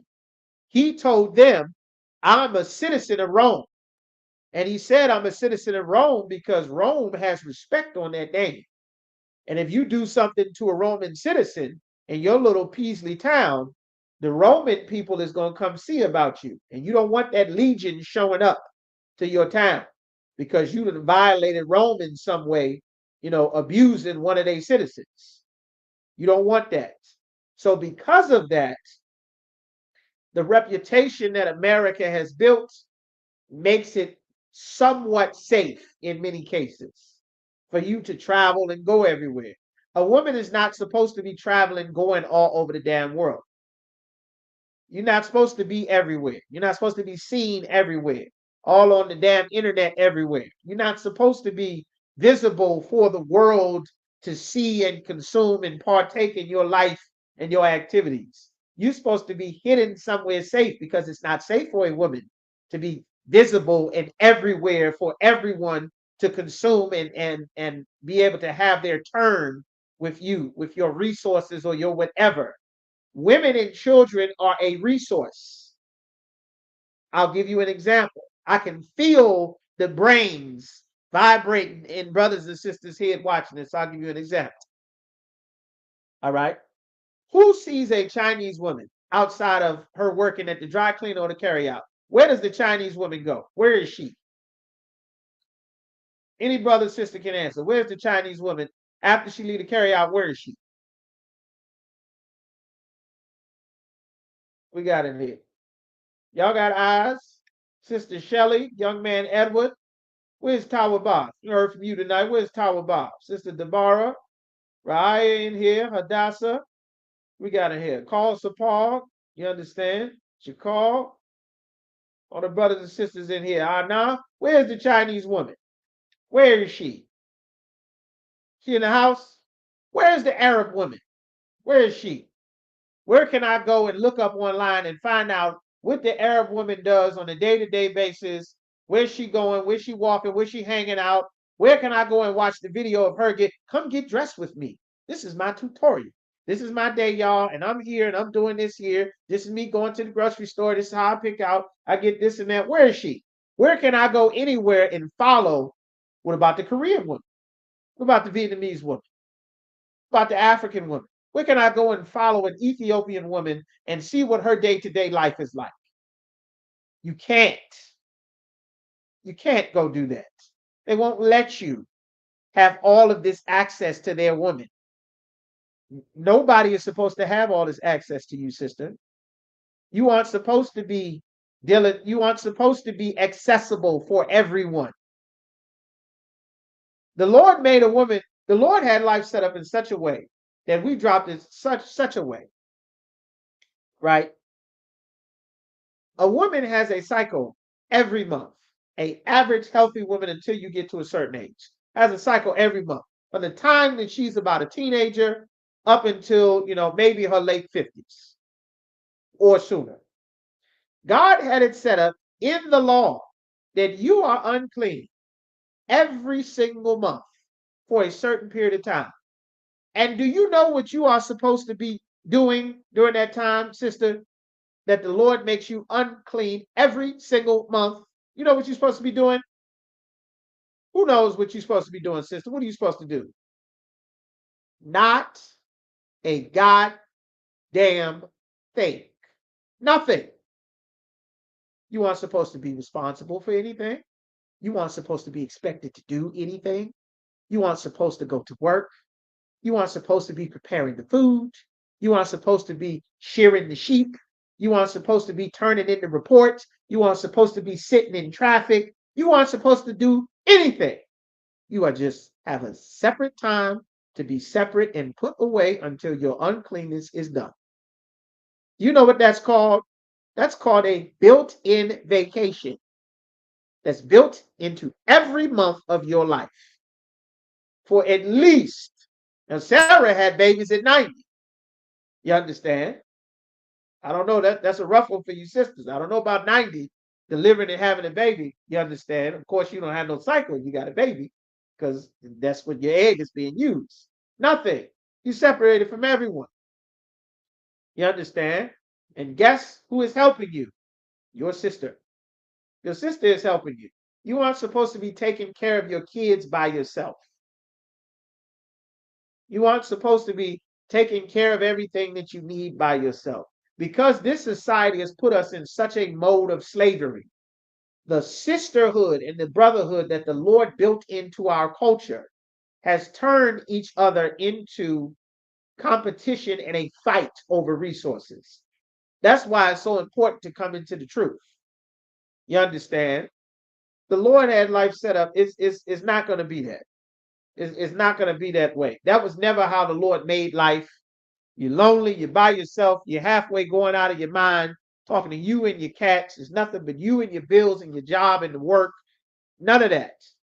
It won't be any of that. We're in slavery right now. So it's kind of hard to understand where your life is not about getting up to make sure that you do this, this, and this. Otherwise, you'll sleep on the street.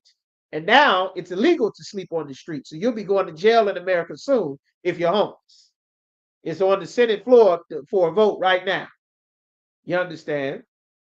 But they had already passed it in Alabama and another. They're trying to make it a national law so that if you're homeless, after they take everybody's homes and throw them on the street because there's no jobs, because all the companies are closing down, the factories, the tech companies, the IT companies, they're all closing down. The banks are closing. They wrapping the empire up. You got your hope and trust in making money in America. You understand? You get ready to lose all of that stuff. The damn banks is stealing people's money. You understand? You damn right, sister. That's crazy. It's law in Alabama. You homeless? You better be homeless in the woods. You going to jail. You understand? But let me get this. Let me pull the scripture up here.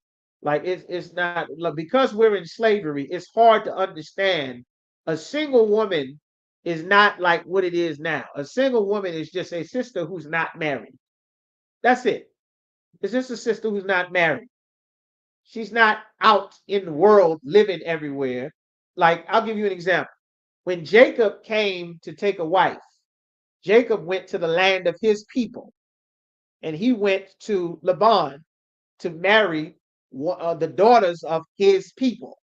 This is before we had a gigantic family with millions and millions of us. He went to the land of his people to go and take a wife. You understand? So, Laban's daughters were single women. They were single. The maids that helped them, they were single. You understand? But they weren't single just out in the world fending for themselves. Like that's what a single woman is now. A single woman now is you're responsible for everything. In our laws, if I have a business, right? And that's why these laws are so the scriptures say the law of the Lord is perfect. Let's say I have a business and you have daughters, right? You might be an older brother, you can't get out and work, or you don't have the skill to do what your daughter can do. Let's say I have a company and I'm building up the city of Richmond. I have some wealth. I got goats and horses or whatever. My dad was a great whatever and got lots of sons. We were able to build up good, strong businesses. And now we're building a city. And I need people who can sew together socks and uniforms that can, I got all of these sheep and all of these goats that can sew together garments, that can sew together shoes and socks and long johns for the weather to change and sew together these garments so I can sell them and make coats and pants to sell them to brothers. I need seamstress. And you have daughters, and your daughters are excellent seamstress. Your wife has taught them how to sew, but your wife can't leave your land of your family and come work in the city where my business is to get wealth for the family. She got to be there to help and tend to you and the rest of the family and the kids, whatever other duties she got there. You understand? But you got these daughters. You got these daughters. They can sew. Your wife has been teaching them how to sew since they were babies. They can cook. You got these daughters, they can cook. Your wife has been teaching them how to cook, how to make all kind of dishes and stuff. I got these workers here doing construction, building this city. They can lay the bricks and make the bricks and do the pipe and do the work and do the wiring and all of this, but they can't sew these clothes that they need. They're tearing up their clothes. They're ripping up their garment, dealing with nails and hammers and dealing with stones and bricks. I need seamstress like yesterday. I need cooks. I got hundreds and hundreds of people coming from all of these cities across all of our land that say it's a big job in Richmond. The man down there, he got goats, he got bulls, he got cattle. I go work for him for a couple of years. They'll send cattle and bulls and goats back to my family land so we can come up wherever we are. Well, now you send your daughter to my land. Some of you got daughters that can cook real well. Some of you got daughters that can sew real well. Well, I have jobs for sisters who can sew and sisters who can cook. They are your daughters who are unmarried, right? Just give me a one. Y'all give me a one and let me know if y'all still following me. I want to make sure I don't lose anybody because we going through a lot here. All right. I'm trying to find where it is in the law. You Rosh, find where that is in the law. The story that I'm talking about. I'm gonna just wait for some ones. All right. Y'all give me some ones. All right. All right. One sister with me. Y'all got dog with me. Of course, y'all okay. So call in there. All right, ride with me. Young man Edward. All right, the one's coming in. All right, Hadassah in there. All right, sis, most sign Christ. All right. So you have your daughters with these amazing skills that they have. All right, tell Bob in there, most sign Christ. She got these skills. I have jobs for these skills. I got silver, I got goats, I got hens, I got chickens, I got furs. You in your town, you just got amazing righteousness and skill and a hell of a wife that's raising up all these virtuous daughters with this ability. They can braid hair.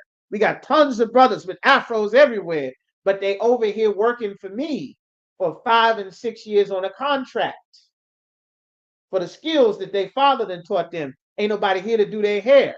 You got daughters that's been braiding since they, doing practicing on the little babies, practicing on their head. Well, we need braiders. I need braiders. I need cooks. I need seamstress. And y'all got tons of daughters. Well, when you work out a deal with me to send the daughters from your land and wherever you live to come and work for me in my land, guess what? That daughter that you have is an unmarried woman. However, there are requirements by law that I have to provide for your daughter when she leaves your land to come and be under my responsibility in my land. There are rules that I have to, there are things and guidelines. I have to house your daughter. I have to feed your daughter. I have to watch over your daughter. I have to make sure it's safe for your daughter. How do I do that? I got a Shamar team. I got security that's built into this because your daughter is under my care because we worked out a deal that you are going to send your daughters to come and work for me for a year, 2, 3, 4, 5 years, whatever the case is. I'm going to send back some horses. I'm going to send it back with some goats. I'm going to send it back with some silver, some whatever, maybe some honey from the bees that's being raised, some fruit trees or whatever the deal is that we got worked out, whatever I'm offering, you can come up. You understand? Do you know who does this? On these contracts, they're called consignments or contract. You know who does this? Esau's military does this. Trade school does this. You know, when you go to college, when you leave your parents' house, they sign you up with some 2, 3, 4 year program for your degree. Right? When you go stay on campus at a university, the campus has to make sure that there's food provided. They got to make sure that there's security provided. They got to make sure that there's, water provided. You got living quarters. You got a space. It's safe. It's sanitary. We have laws in the Bible. We can't be dirty. We can't have mold. I can't abuse your sons and daughters that come to work for me because I have money and you don't. They're judges in this land. They're judges here. And guess what? These judges judge righteously. They throughout all of our land. We can't just come and abuse you because you come from this poor city and wherever you from, and I'm in this big city with all this wealth and this power and this money and these goats. I can't just neglect and not have life set up for you when you entrust me with the care of your daughter from your land to come and work for me in my land. Oh, no, no, no. Your daughters will be taken care of. Your daughters will have rule and authority over them, just like my daughters would be if they were in your land. That's where the laws come about as the stranger. It says you're supposed to treat one of us that's a stranger among you as though he were born amongst us. Meaning I'm not supposed to take advantage of you because you from out of town, just because you from out of town.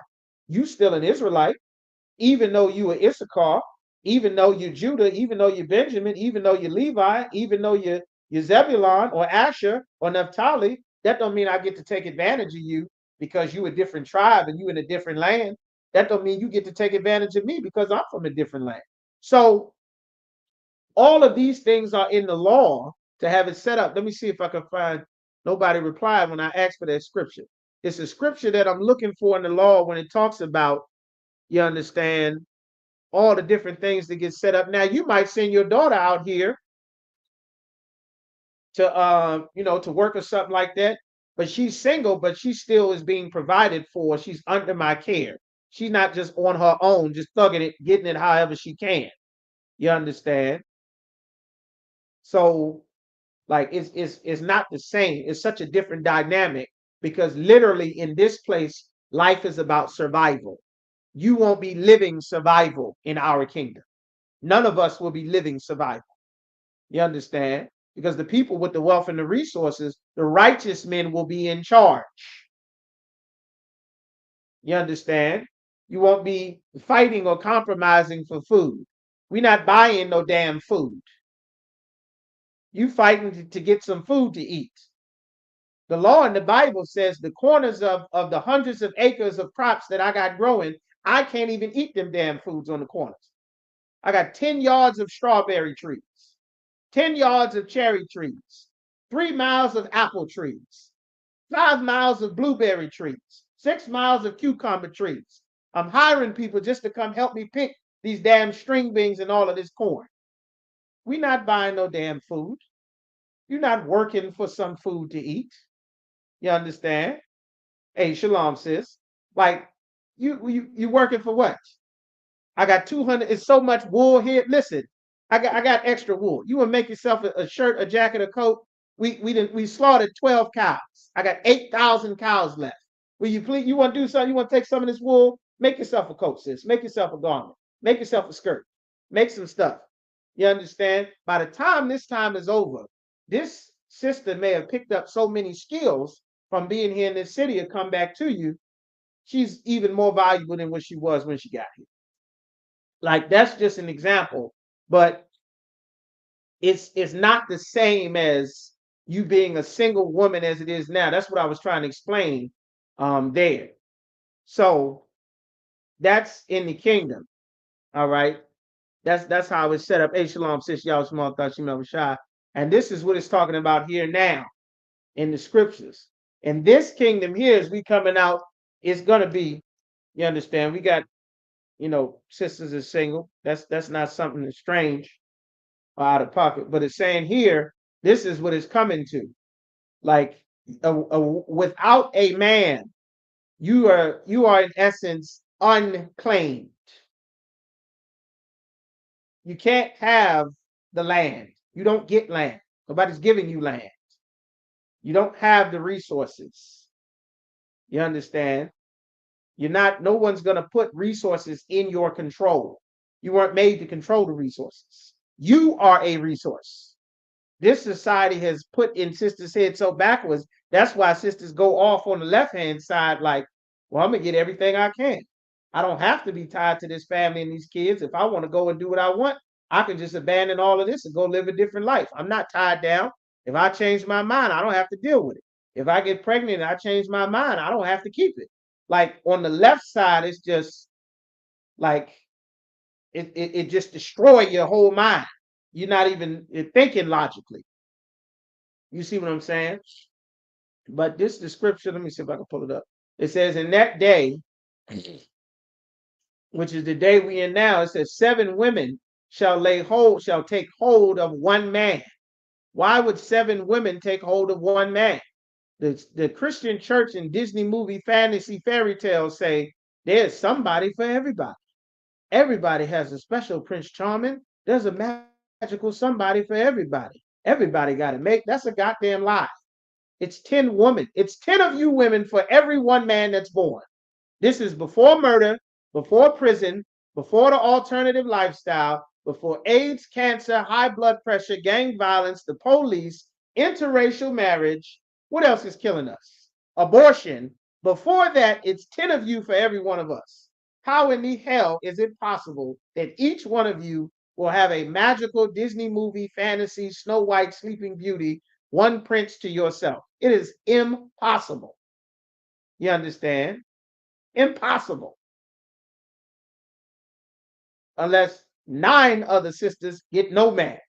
So now they just on their own making all the silly single woman mistakes, getting taken advantage of, robbed, confused, scared the hell about life, stressed out about everything. They just out on their own. And you just the only one who get a father for your kids and a husband. God did not make life that way. Survival turned that into life. That is not our culture. You understand? The scripture says in Isaiah chapter 4 and verse 1, It says, and in that day, 7 women shall take hold of one man. Why would 7 women take hold of one man? Saying, we will eat our own bread. I don't need your money for food. I feed myself. I got my own bread money. I got my own bread. That's in this kingdom. And wear our own apparel. I don't need you to buy me no clothes. I don't need no clothes. I got all the clothes and stuff that I need. I got all that. I got my own money, my own clothes, my own everything. 2 jobs, work hard. She a bad bro. Independent. You understand? I got my own bread. I got my own apparel. Only let us be called by thy name. Let us take on your name. Take on your honor and your authority. Let you be the Lord over us. Why? To take away our reproach. What does that mean? To take away being the reproach or the shame of being a woman that does not have a Lord, that does not have a man. It has always and was always and used to be until integration and feminism and all of these other things has destroyed our people and our society. Which is fine now, but that's not the way that the Lord set it up. It has always been a thing where you were not supposed to be the manless woman. You understand? That was not the black woman. That was never our woman. The other women in the world are not manless women. Like you are not supposed to be the woman that's I'm strong. I'm being strong. The term is called a strong black woman. Ain't no strong African woman, strong Asian woman, strong Arab woman, strong white woman. The woman ain't made to be the strong one. Like that whole dynamic that America and Christianity has set up and put that evil spirit and that demon on our sisters, that is the opposite of what it means to be a woman. The opposite. You understand? And Christianity did this. And that's why it says this in the scriptures. It says, in that day, let us be called by your name. Let you be Lord over us. You understand? Let you be teaching us. Let you correct us. You understand? Let you praise us and lead us. You understand? So that we be not covered in this reproach. You understand? It being these single women. Now it's championed to be the single diva boss lady. I get, whatever I want to do.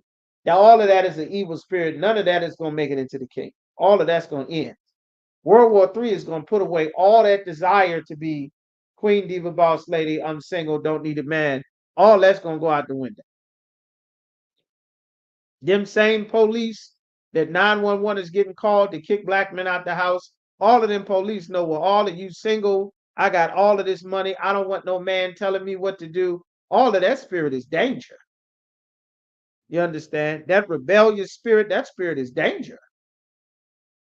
The police is the one doing plenty of this evil. You know they're not getting held accountable. That's why they steadily executing people. Traffic stops, everything. If Trump get in office, they get 100% immunity. You understand? They're gonna dip somebody in battery acid on that damn cop camera and 100% immunity. You understand? Instead of getting prosecuted, he gonna get a damn raise. He gonna become a sergeant now. You understand? But no, that's not how it's gonna be in our kingdom. Life will be significantly better for brothers and sisters. All of this. Eve thought life was going to be better when the serpent gave her knowledge to be a goddess. And what Eve found out shortly after was that it wasn't better. It was better if she just did what Adam said, because then she got to live in paradise. Then her son didn't kill the other son. She didn't lose 2 sons. She didn't have to go out and find a job and fill out resumes and applications and, try to find an apartment to stay in because they got evicted. She didn't have to deal with none of that. And when we get our kingdom, you sisters will never, never, ever, ever have to deal with that garbage again. Never. All of that's going to end. This whole way society has been set up, is all of that's going to be put to an end. You understand? Won't be none of that. You understand? But okay, Most High in Christ here to answer your question, brother. So we're gonna go ahead and cut it there. All right. A lot of y'all being in here in the class, like we got a late start there. All right. Just make sure y'all tune in right here. Hit the like, share, and subscribe. All right. With that, we are the Isupk. We start out at 1 West 125th Street in Harlem, New York. Rule for new brother and sister. When a brother and sister comes into the school, they're off limits for 6 months. It'll be saluted only. We're here to learn and shed themselves of the world. All right. After this 6 month period, if a brother or sister has an interest in a particular person, they to get counsel from the head to speak to a brother or sister. After this 6 month period, the brother and sister will get permission from the head of the school to marry. Tithes, which is a commandment. You understand? 10% of any penny of any increase the Most High gives to you. Go right to isupk.com. Make sure you pay your tithes. You put your 10% in there. 90% of what you get is for you. 10% belongs to the Most High. Make sure you do that. Don't fool yourself and think that you're going to rob the Lord and you are in the truth. You are not. All of that money Esau is getting ready to steal any damn way. All the retirement, all the benefits, all the Roth 401k, they're getting ready to steal all of that and send that to fund World War III. You understand? And nobody going to get to spend all of that money. That money's getting ready to go to missiles and oil and fighter jets and rifle bullets. You understand? That's where all of that money is getting ready to go to. You understand? So upcoming holy convocations. Of course, we got the whole holy day. This high holy day is coming up. You will be notified. You understand, by the high holy day department. Just make sure you're there.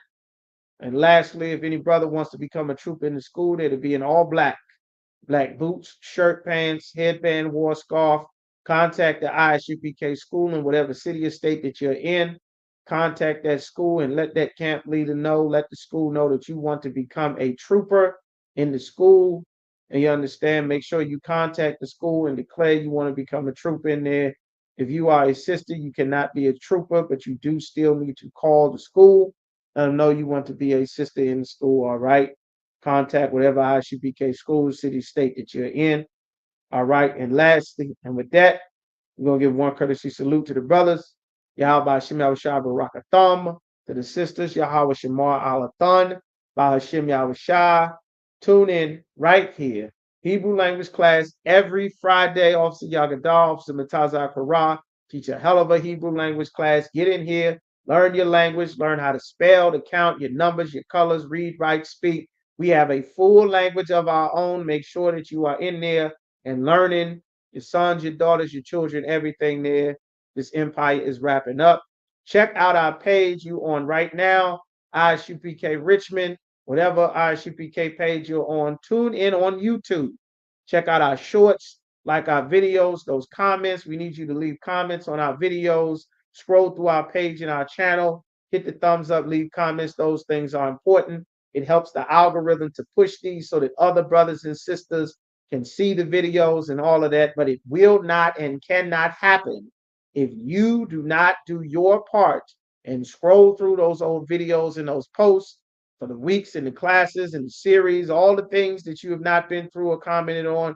Go through there, like them, watch them, comment them. Those things are needed to push the algorithm so that other brothers and sisters can see it and come into this truth. You understand, and get out the world before the danger and that hammer falls down on America. And with that, class dismissed. The water.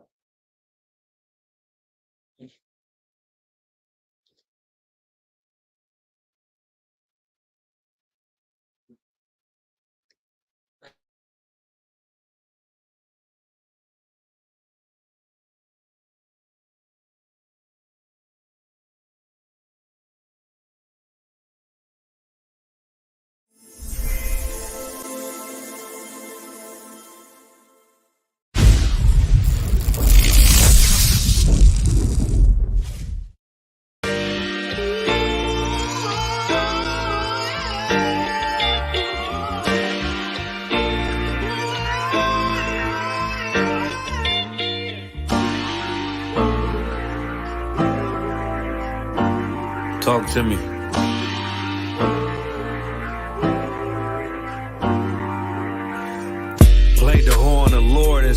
other gods. Remember the days of old, we the lost tribes. They don't believe the Bible, they say a white man wrote it, but still celebrate them holidays from white men, don't they? Like Christmas and Thanksgiving appetites.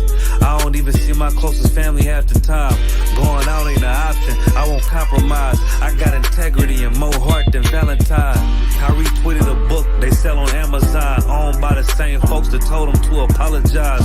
Remember slaves couldn't read, wasn't allowed, so it's meaning when I tell you I'm black and I'm proud. Murdered us with the sword, that's how we learned religion. Community standards violate my First Amendment. Discontinue from my heritage under these bastards. Life a bitch, they make up lies and give you public lashes. I understand they confused by who the devil is. Why my people get so mad when I tell them this? Valley at dry bones, my niggas skeletons. It's hectic out there, hope you checking on your relatives. Brotherhood, that's where my weapon is. And I never let these crackers take it from you. Real talk, you probably never heard this all of your life. Be careful, cause that thing you love, it'll cost you your life. Long as we got each other, my nigga. Cause we build this shit on brotherhood. Long as we got each other, my nigga. Yeah. We build this shit nigga, on I done lost family, I done lost friends. Day one, niggas thought was riding to the end. Still showed up, put in that work. Hide behind a smile while I'm walking with this hearse. Some nights I felt alone, most nights I felt cold. Some nights I drove around, I ain't wanna go home. Nigga, I ain't never been, nah, I ain't never fold. Follow orders like a soldier doing what I'm told. Even when the council wasn't making any sense, I ain't never doubted, I just put it to the test. Days I was fucked up and down to my last cent. Reaching in my pockets, only coming up with lint. I'm talking even on the days that I couldn't pay my rent. I put it down for my brothers, ain't spared no expense. If I ever got bent, caused an offense, please forgive your brother, Lord, that ain't what I meant. See that brotherhood a weapon, fight against deception. When something taken from you, then it's just a blessing. Shorty really loved me, gave me everything she got. And I'm sorry, baby girl, if I ever broke your heart. Man, mistakes that I made, don't know if they'll fade. Moving with a heavy heart, living with the pain. Take away the shame, wash away the stain. Praying to the Lord for the days that I was Cain. Sheesh. Long as we got each other, my nigga. Cause we build this shit on brotherhood.